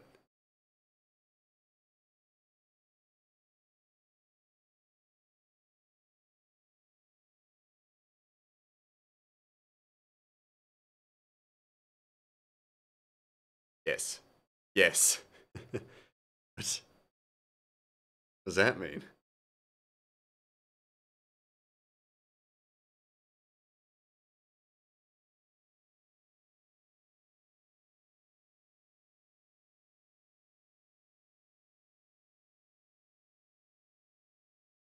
The hell does that mean? Yes?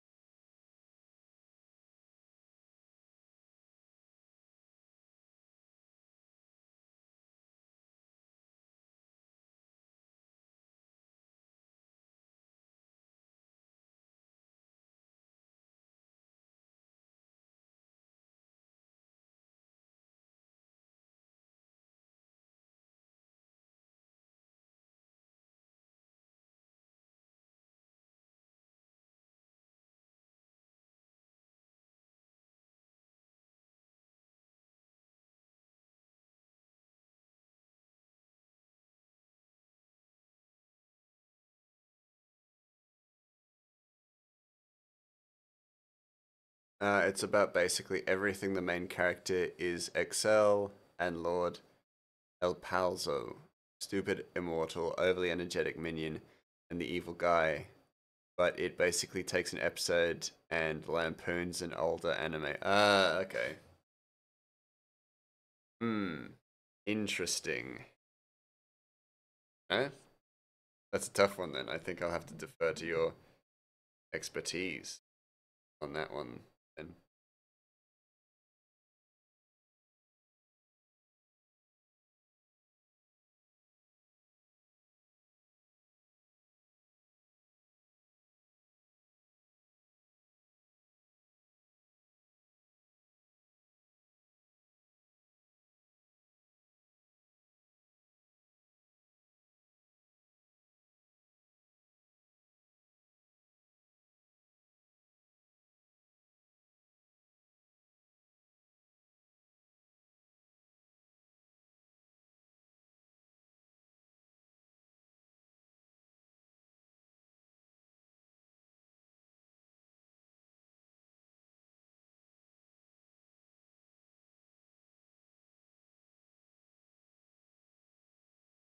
We'll try to find the version you would have to watch if I can watch.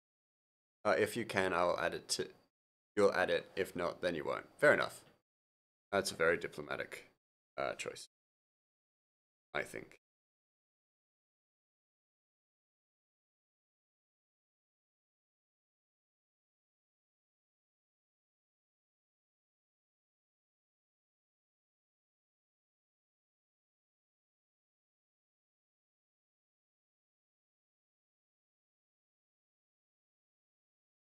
Uh, ADV included a subtitle track that basically explained all of the references, pointed out gags that you might miss. Oh, that's cool.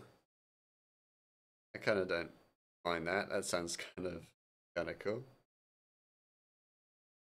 Sounds kind of pog.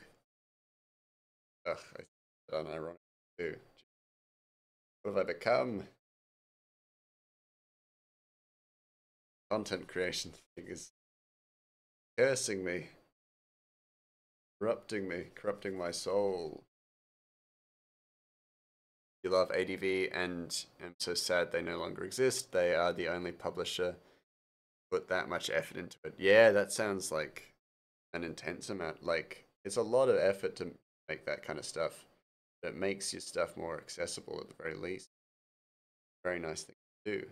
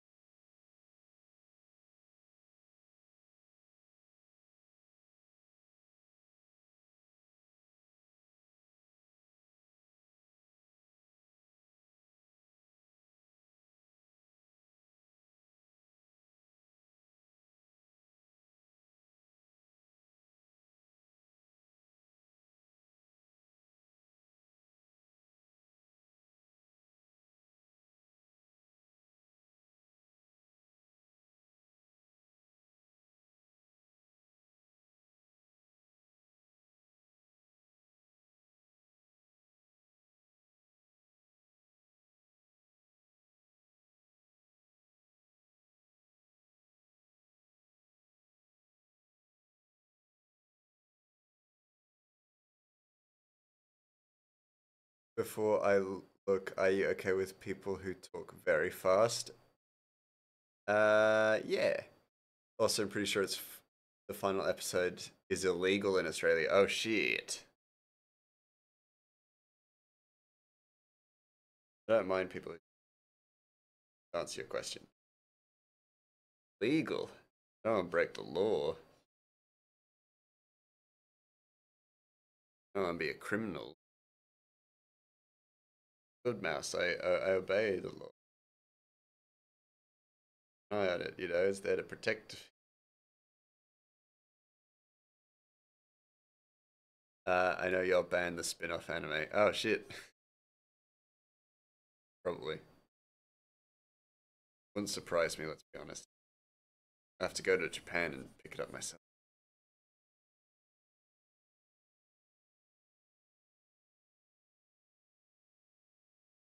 Any excuse to go to Japan, I think.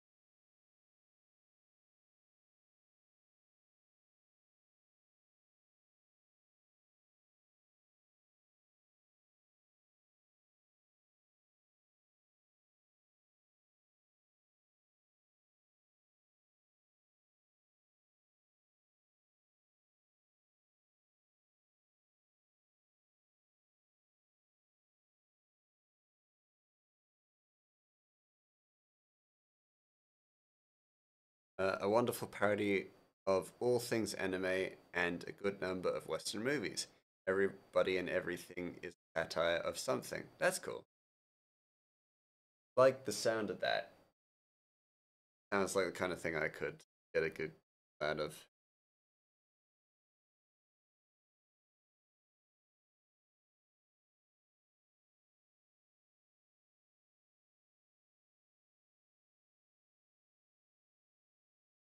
Fine.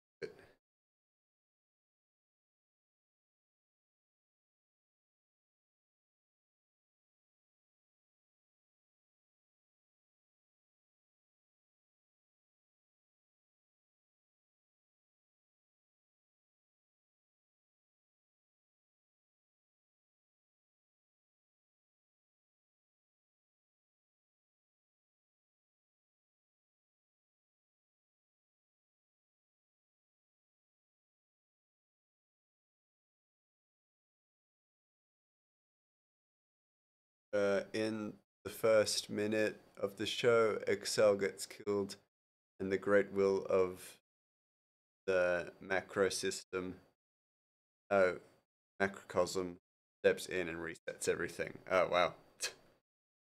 Nice.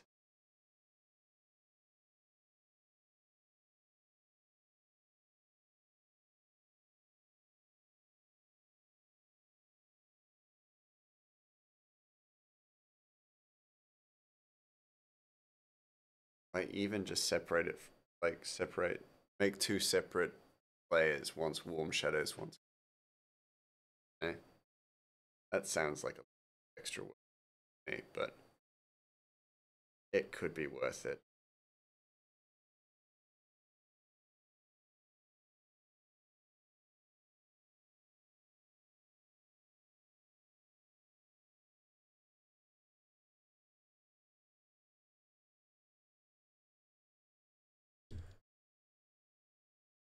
Okay.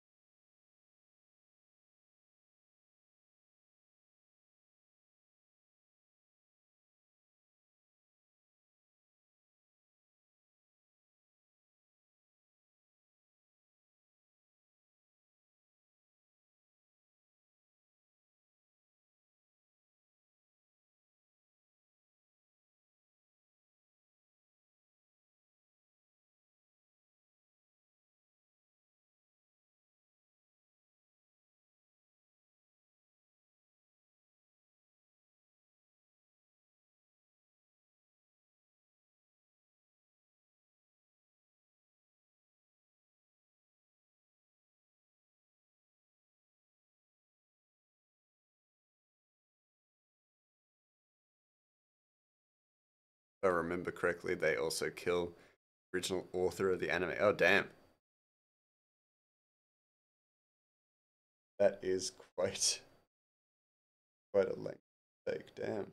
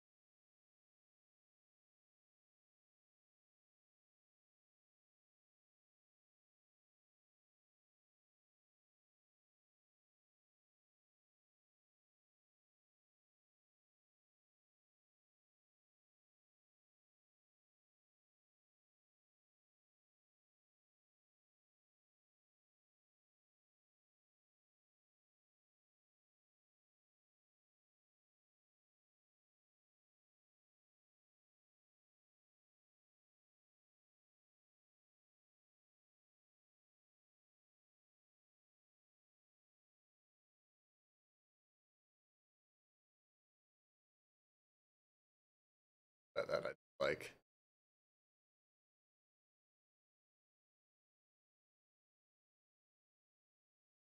The hair stuff.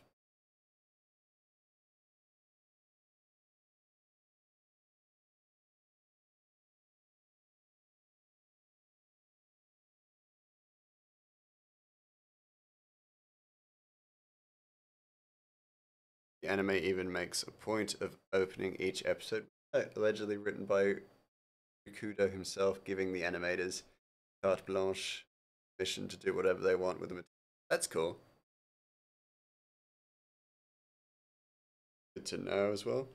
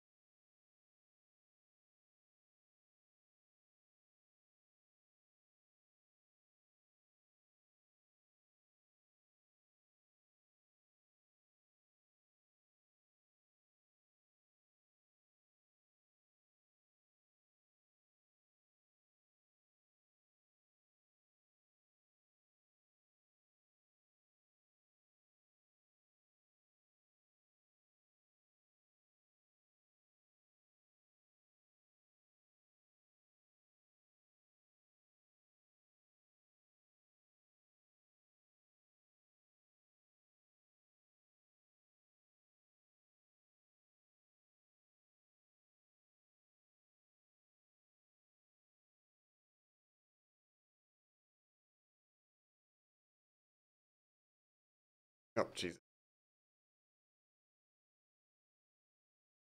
That was a rough highlight line.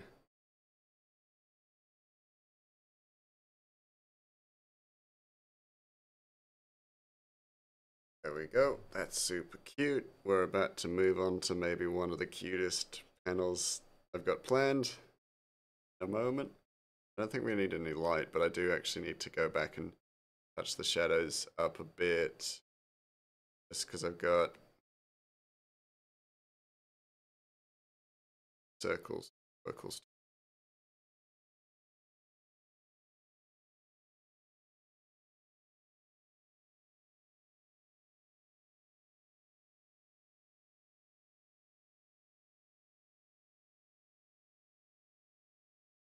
But I'm sure but you're sure you need to add Space Dandy to the list.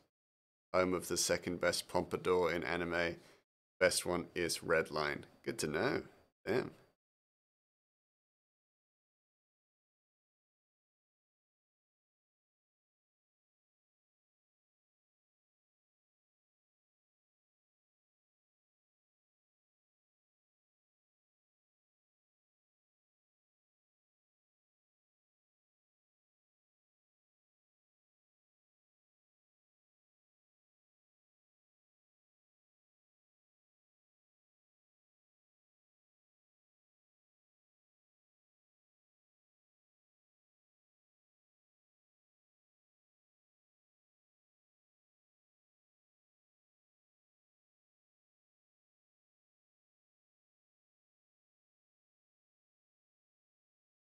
Hey, Space Dandy. He's a dandy guy in space. Hey, sold me.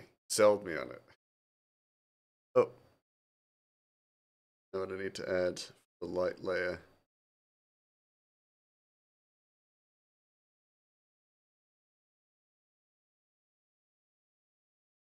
Little like Psy mushroom. Just become a part of Ratchet's whole thing.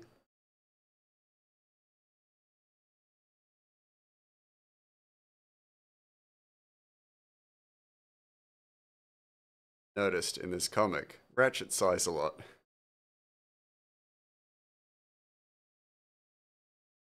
Not a bad thing.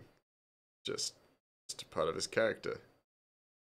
He sighs a lot.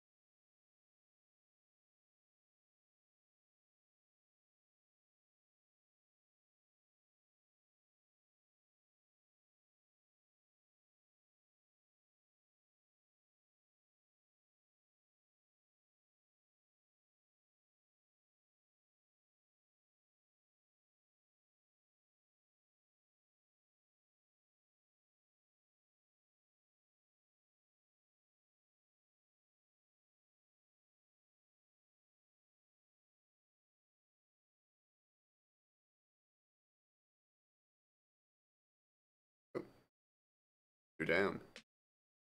Panels down.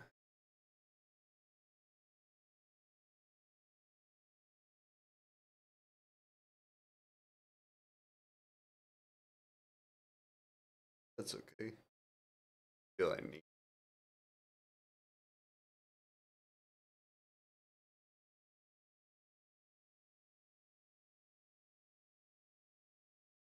Gets paid. What does he do? Does he spend money to fix his ship? Does he upgrade his robot friend? Does he invest? Nope. He goes to Space Hooters. Amazing. Good on him. That is very respectable. Sure. I mean, could do another hour. Only 8 as well. Wow. I feel like I can do another hour though. That's probably the bigger question. I could get started on it.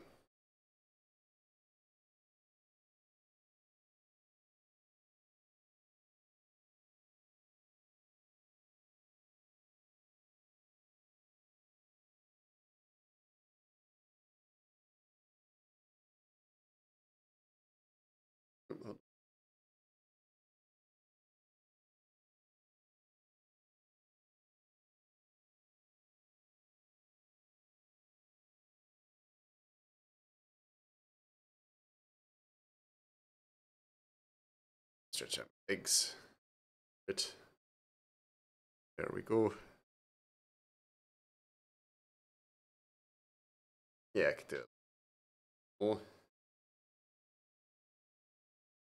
See how far we get.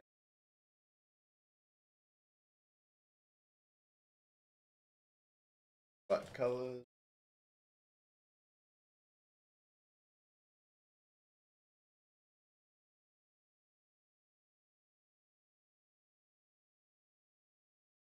Man, actually, it's like, because I got a few more panels, but they're going to be fairly quick next stream.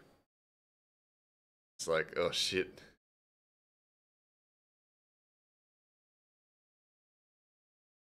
Getting through it quite quick. Which, I mean, is good, of course.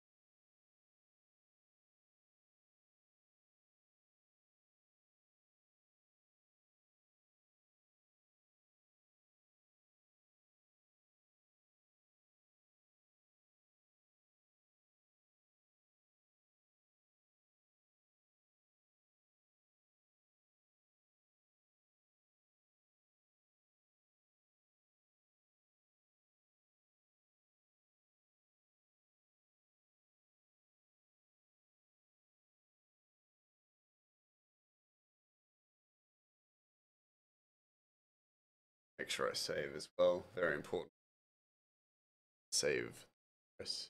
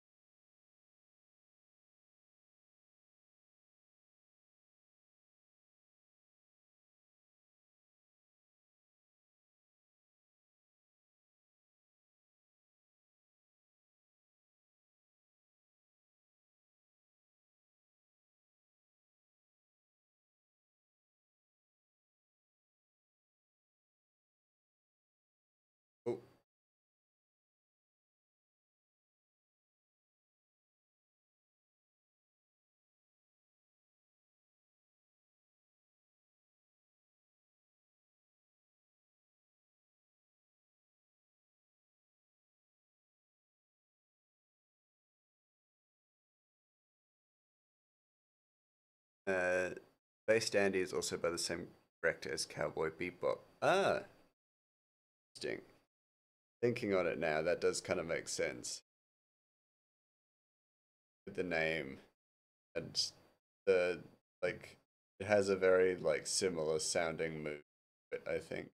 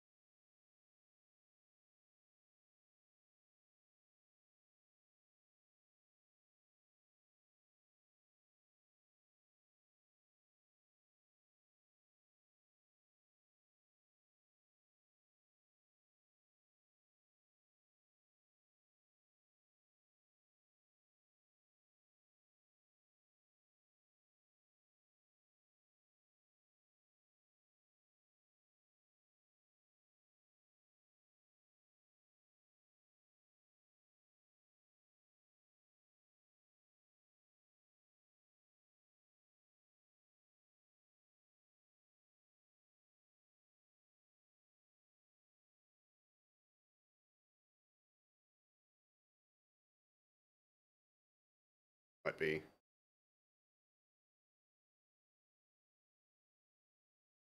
shadow layer.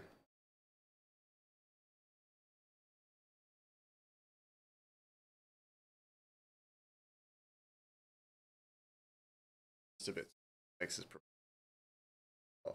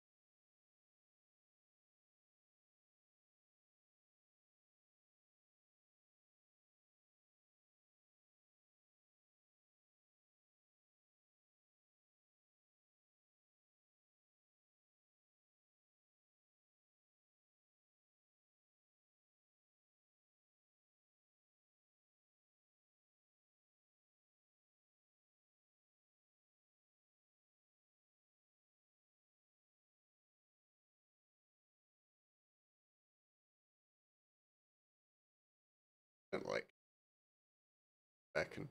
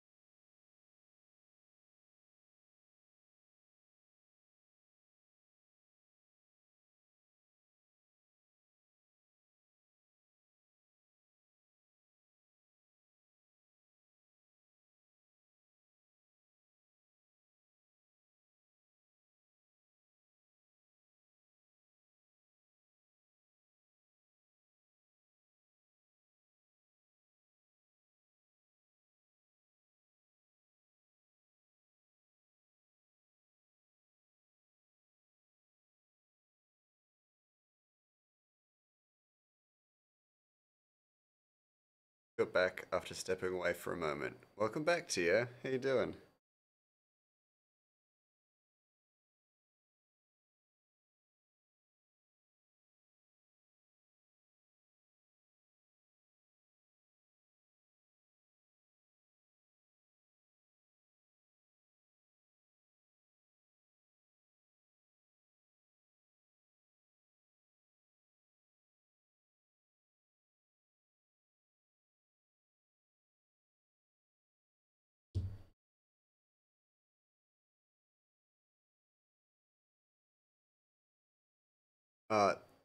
See how it turns out. Hey, nice.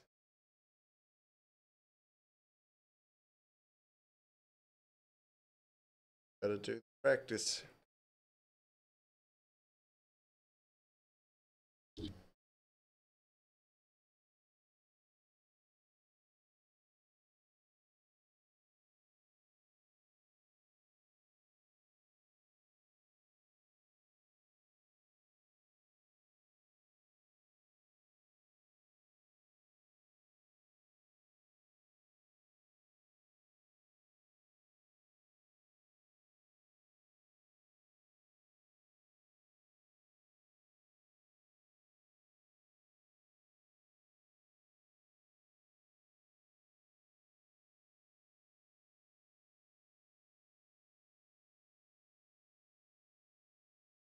Oh, Ratch is so cute there. Yeah, so we get a nice little establishing shot of him, how he sleeps. He sleeps in a corner. In an, when he gets a room in an inn, he still sleeps in like a corner space. And we might learn a little more about that as we get on, but yeah, that's kind of what he does. Little guy, but he doesn't like to take up space. We may learn why.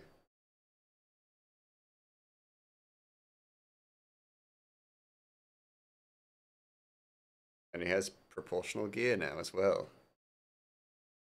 So he's got a little backpack that is his size.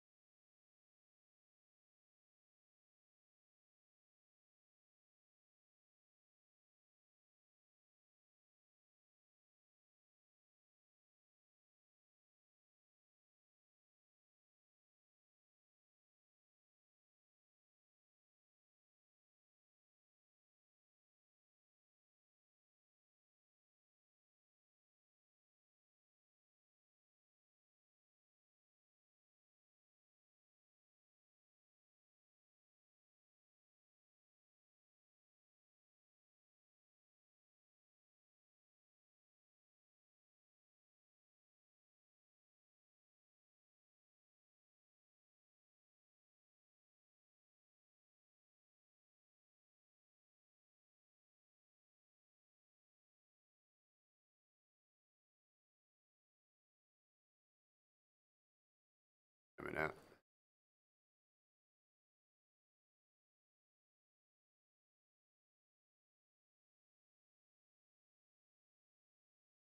start to the line. Terrible end. Oof. Actually. Remember, if you ever cold, you should stand in a corner, always 90 degrees. You're not apologizing. Never apologize for humor like that. I love it. Love it. It's always endorsed here. That's why Ratchet sleeps in the corner, because no matter how cold it is, it's always 90 degrees. You got it. The secret true reason.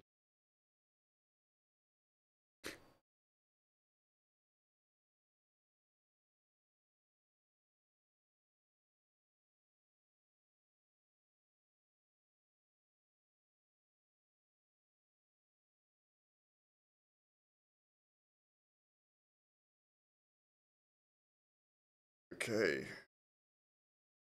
What is that? Oh, it's little boots. Priest J's.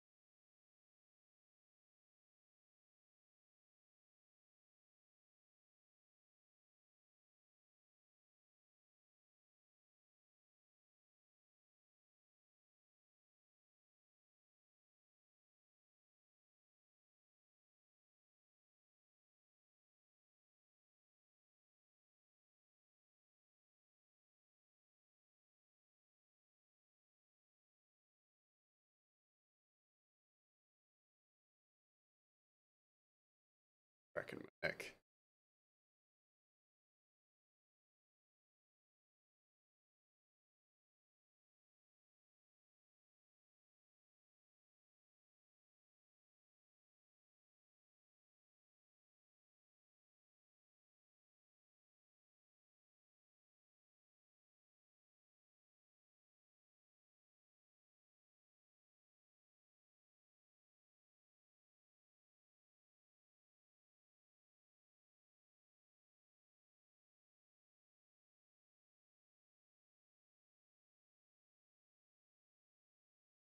I'm gonna make that little.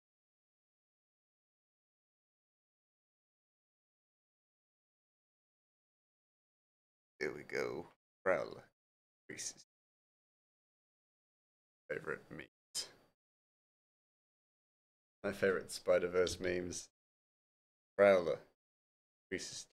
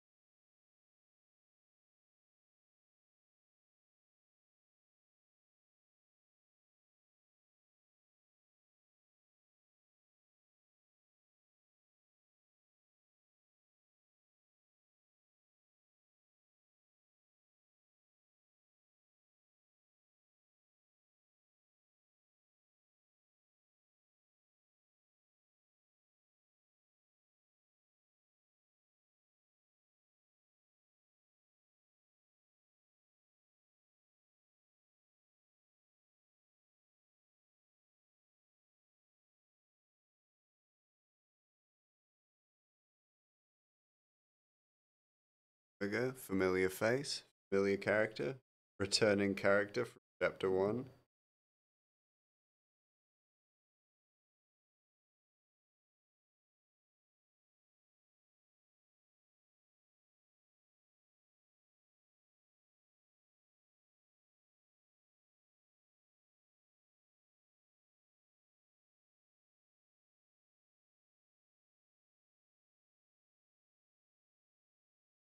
Hot dog yandere? It's hot dog yandere, correct. Our favorite recurring character, hot dog yandere. What?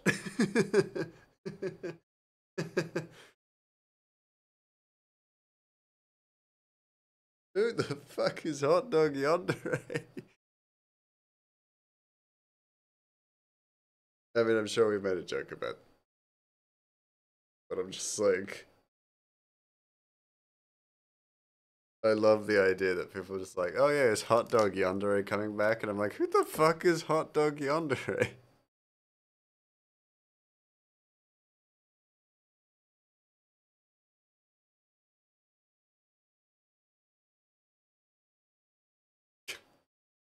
When you were putting faces into the background of the carnival. Oh yeah, that. I mean, I'm sure I did draw something like that up, but I love that its name is just hot dog yandere.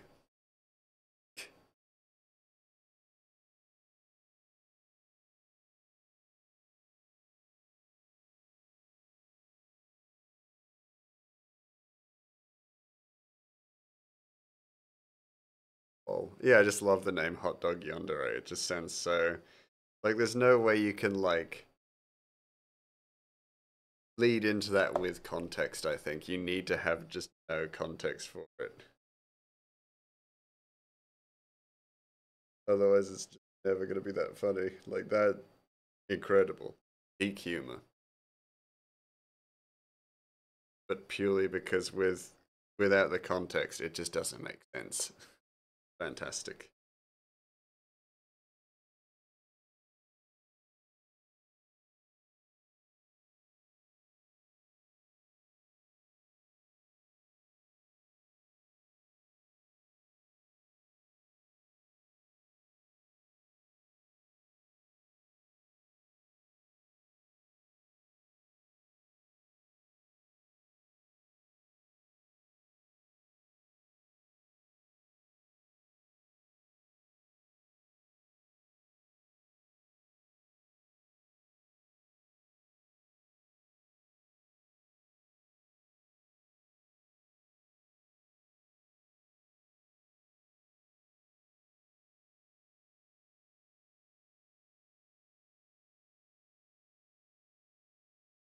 Cool. I live to serve, and now I've got some spin-off fan art to sketch up. Let's just say there was an otherworldly survival game going on in the background of chapter 1. Oh yeah? Fascinating. Wait, Future Diaries? That's the only place I know Yandere from.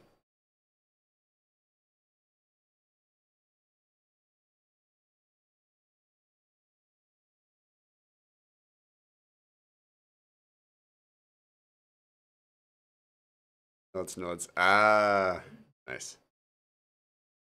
Like Future.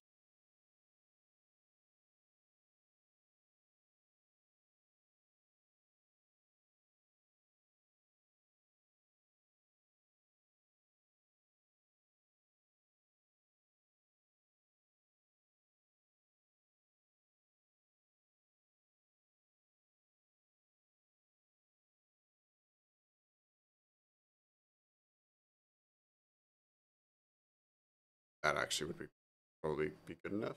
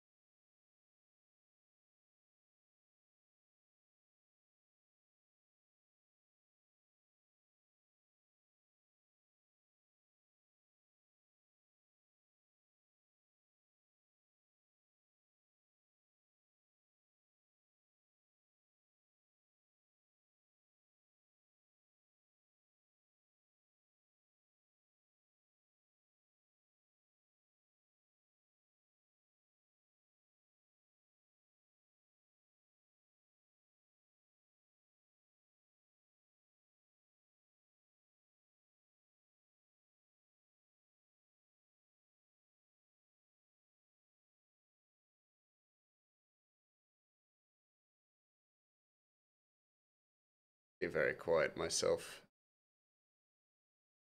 Night stream. Hyper focused.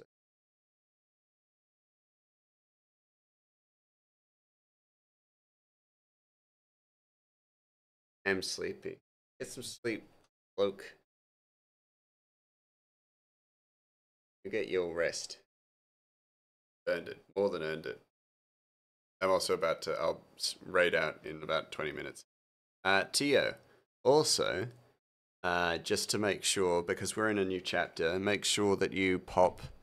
If you have a character design or anything like that, make sure to pop it in the character design channel. If you got any character that you're actually interested in seeing in the comic and things like that, be sure to pop it in the character design channel, because in this channel it may not be quite as many characters, but in chapter 3 I'm going to be doing a ton of community added characters and stuff. So make sure you get your character in early, because then they'll be like first picked and stuff like that.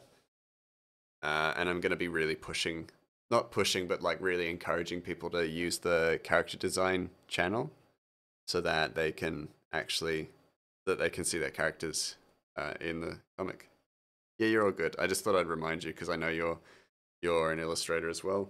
So if you want to see your character in the comic and stuff, then definitely now's the time to pop something in that channel. It doesn't have to be like a super comprehensive character design. It just needs to be something that conveys enough of the character's like appearance, color palette, and if you want mood, but like doesn't have to be too comprehensive.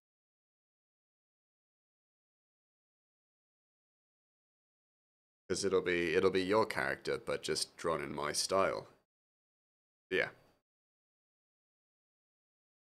Be sure to get those submissions in as soon as you can, or as soon as you think of anything. I'm not imposing like a limit of characters, not yet. As we get later and later into it, and people will want their characters included and stuff like that, then there will be a limit and stuff. But until then, get a character design, just because it really is like a win-win. Basically, it helps me because I don't have to think of you know, tens of dozens of like unique character designs for the world building, and then it also gives people a chance to get involved. So yeah.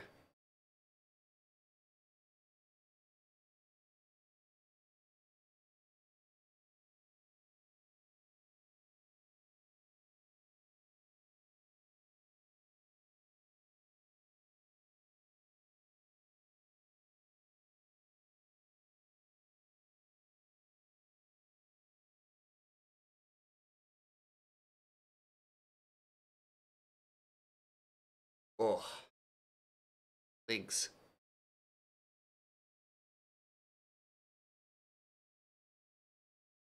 That makes the window look good now. Let me.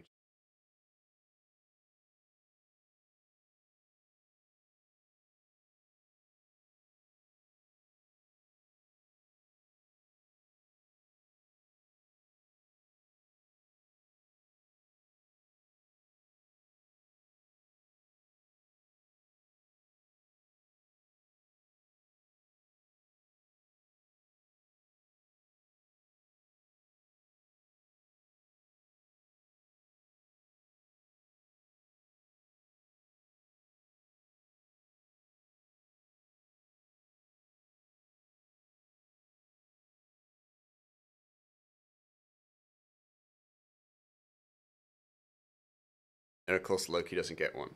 Loki's not allowed to put anything in the character design channel, because he is literally a character in this comic, so he's not allowed.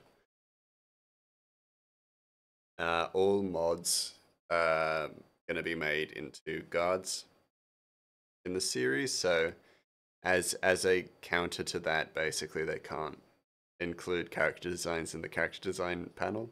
So Loki doesn't get to add any character designs, but that's because he is one. Also, I'm adding Mitsu as well, but that's basically addition because it is part of Loki as a character, as a person. You know, he's a sweet, sweet pup. Deserves to be uh, highlighted as.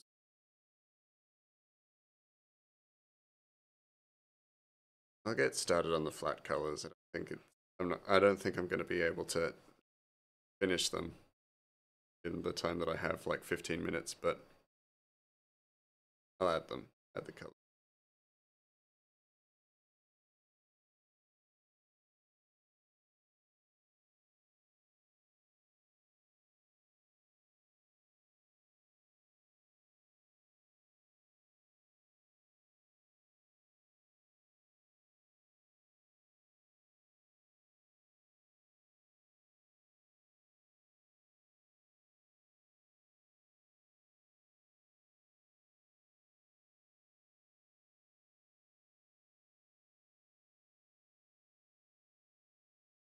I don't think it'll all be the same brown. That would be very boring to look at.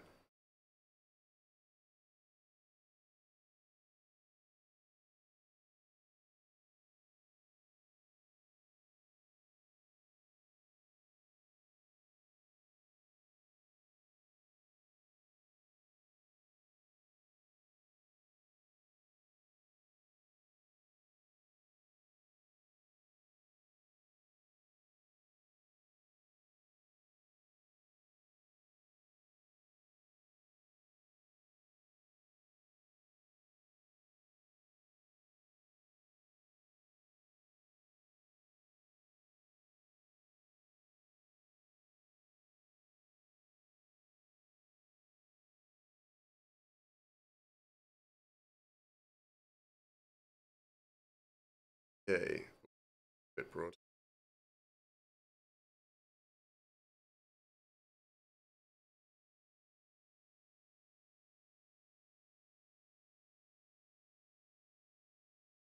Yeah, new colors and shades.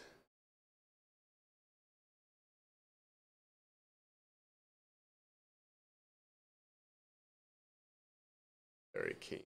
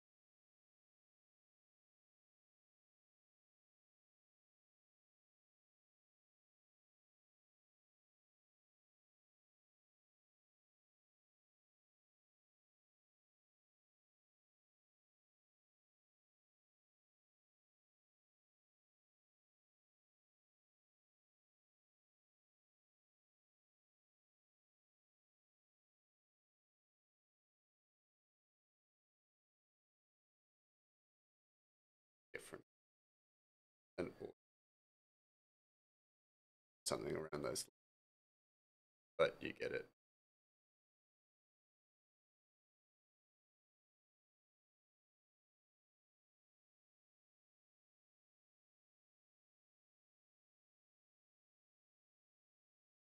Or that, however, that would be great for.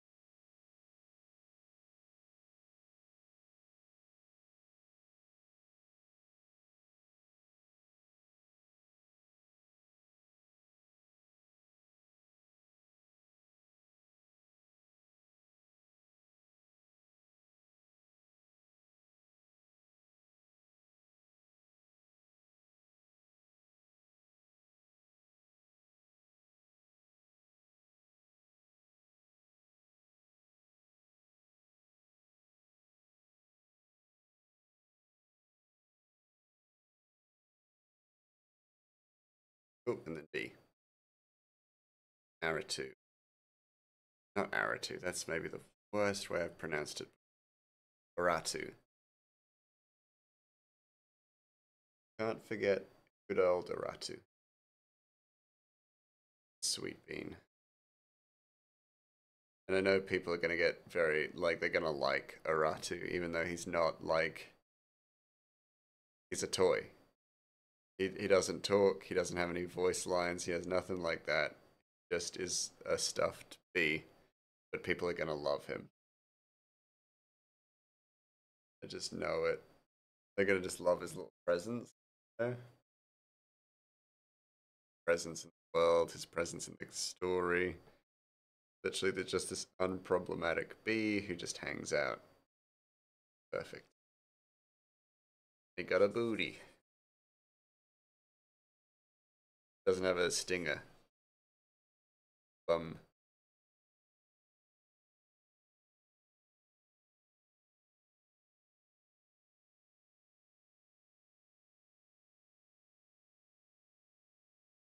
I think I might put it there because basically we're just going to be filling in color. How's it going? It's your boy Greymas. Please check out their new bee plush. One day, oh man, I'd be so keen. I definitely want a Ratchet plushie. That'd be awesome. If there were bee plushies, that'd be great. And though I know I'd have to give Hallie one for sure, and I know Loki would want one, absolutely. But I'd love to do plushies. Like genuinely, I'd love to make plushies. I freaking adore the idea, let alone the actual like possibility of that being a thing. I'd love to do that, but yeah, there'd have to be a Ratchet plushie first. And then for people who have read the comic, then they can get an Aratu plushie. That'd be super cute. Actually, I think if we get a little bit, like a few more people aware of this stream and stuff, we can probably start. There is a company that makes plushies for streamers and stuff. But you need like a certain amount of people to like help out and join in. So I'd have to I think we'll give it like another year and then we'll look at maybe starting like maybe making a deal with them and making plushies. I mean I would be 100% in something like that. That'd be so much fun.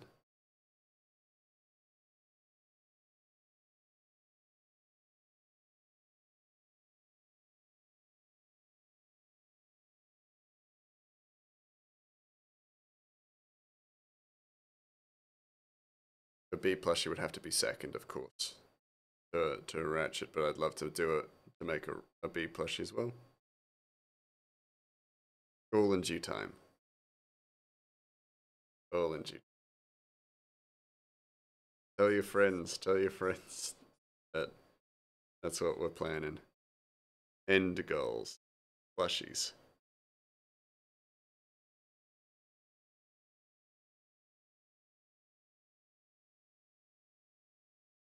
Just super cute plushies.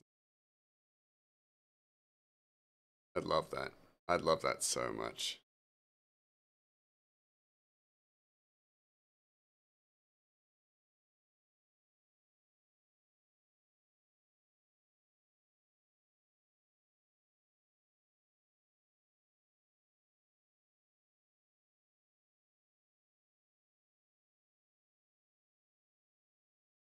Yeah. Well, yeah. One day. That is a goal on my list. So as long as I stay consistent with this and keep at it, then ultimately it's an achievable goal. It's an achievable dream. So we're good. We're good. We will see plushies in the future. And they will be adorable and people will love them. I can't wait.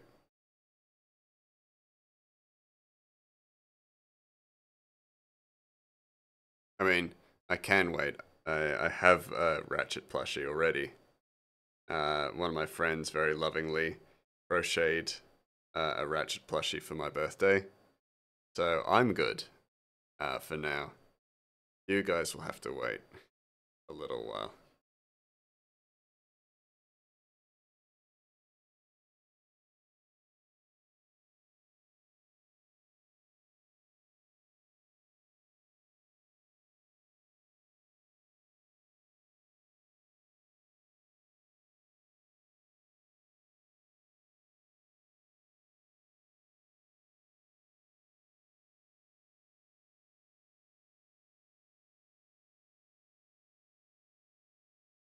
This entire like window will be blurred out.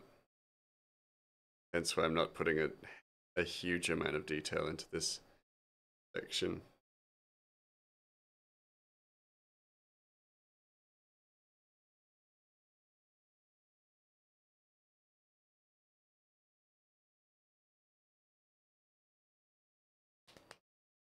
Okay, let's get ready to write out. This is a good portion of progress that we made. I love the new colors. The new colors are great. Might need to brighten them up a little bit, but other than that, they are actually exactly what I'm looking for. Before we write out, just gonna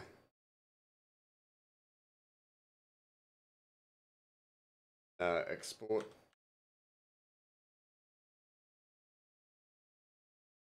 Suited is on. Hey, that's good. It's great. I was in her stream recently. Lovely.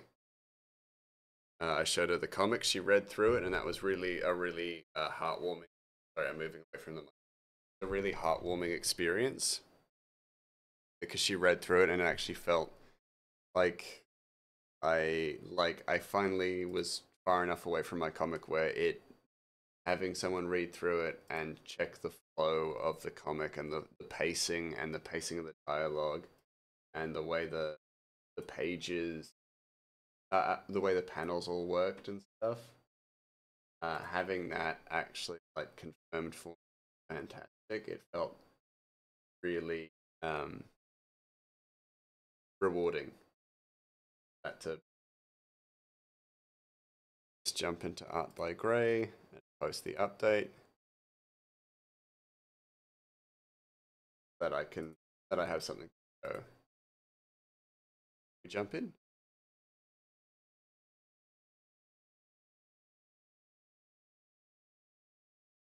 All right, let's get set up the raid suit. Out.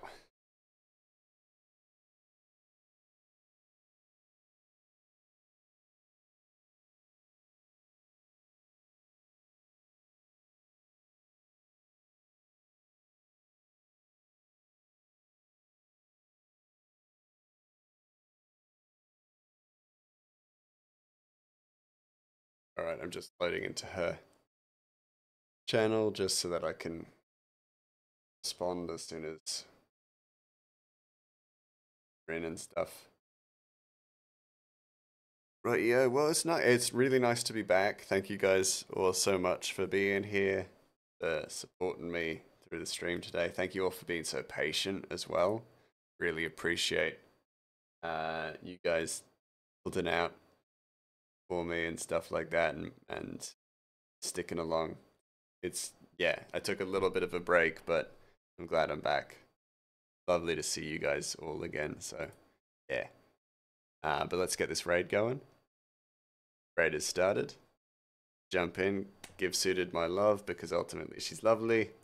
Well worth checking out. So until I see you guys next time,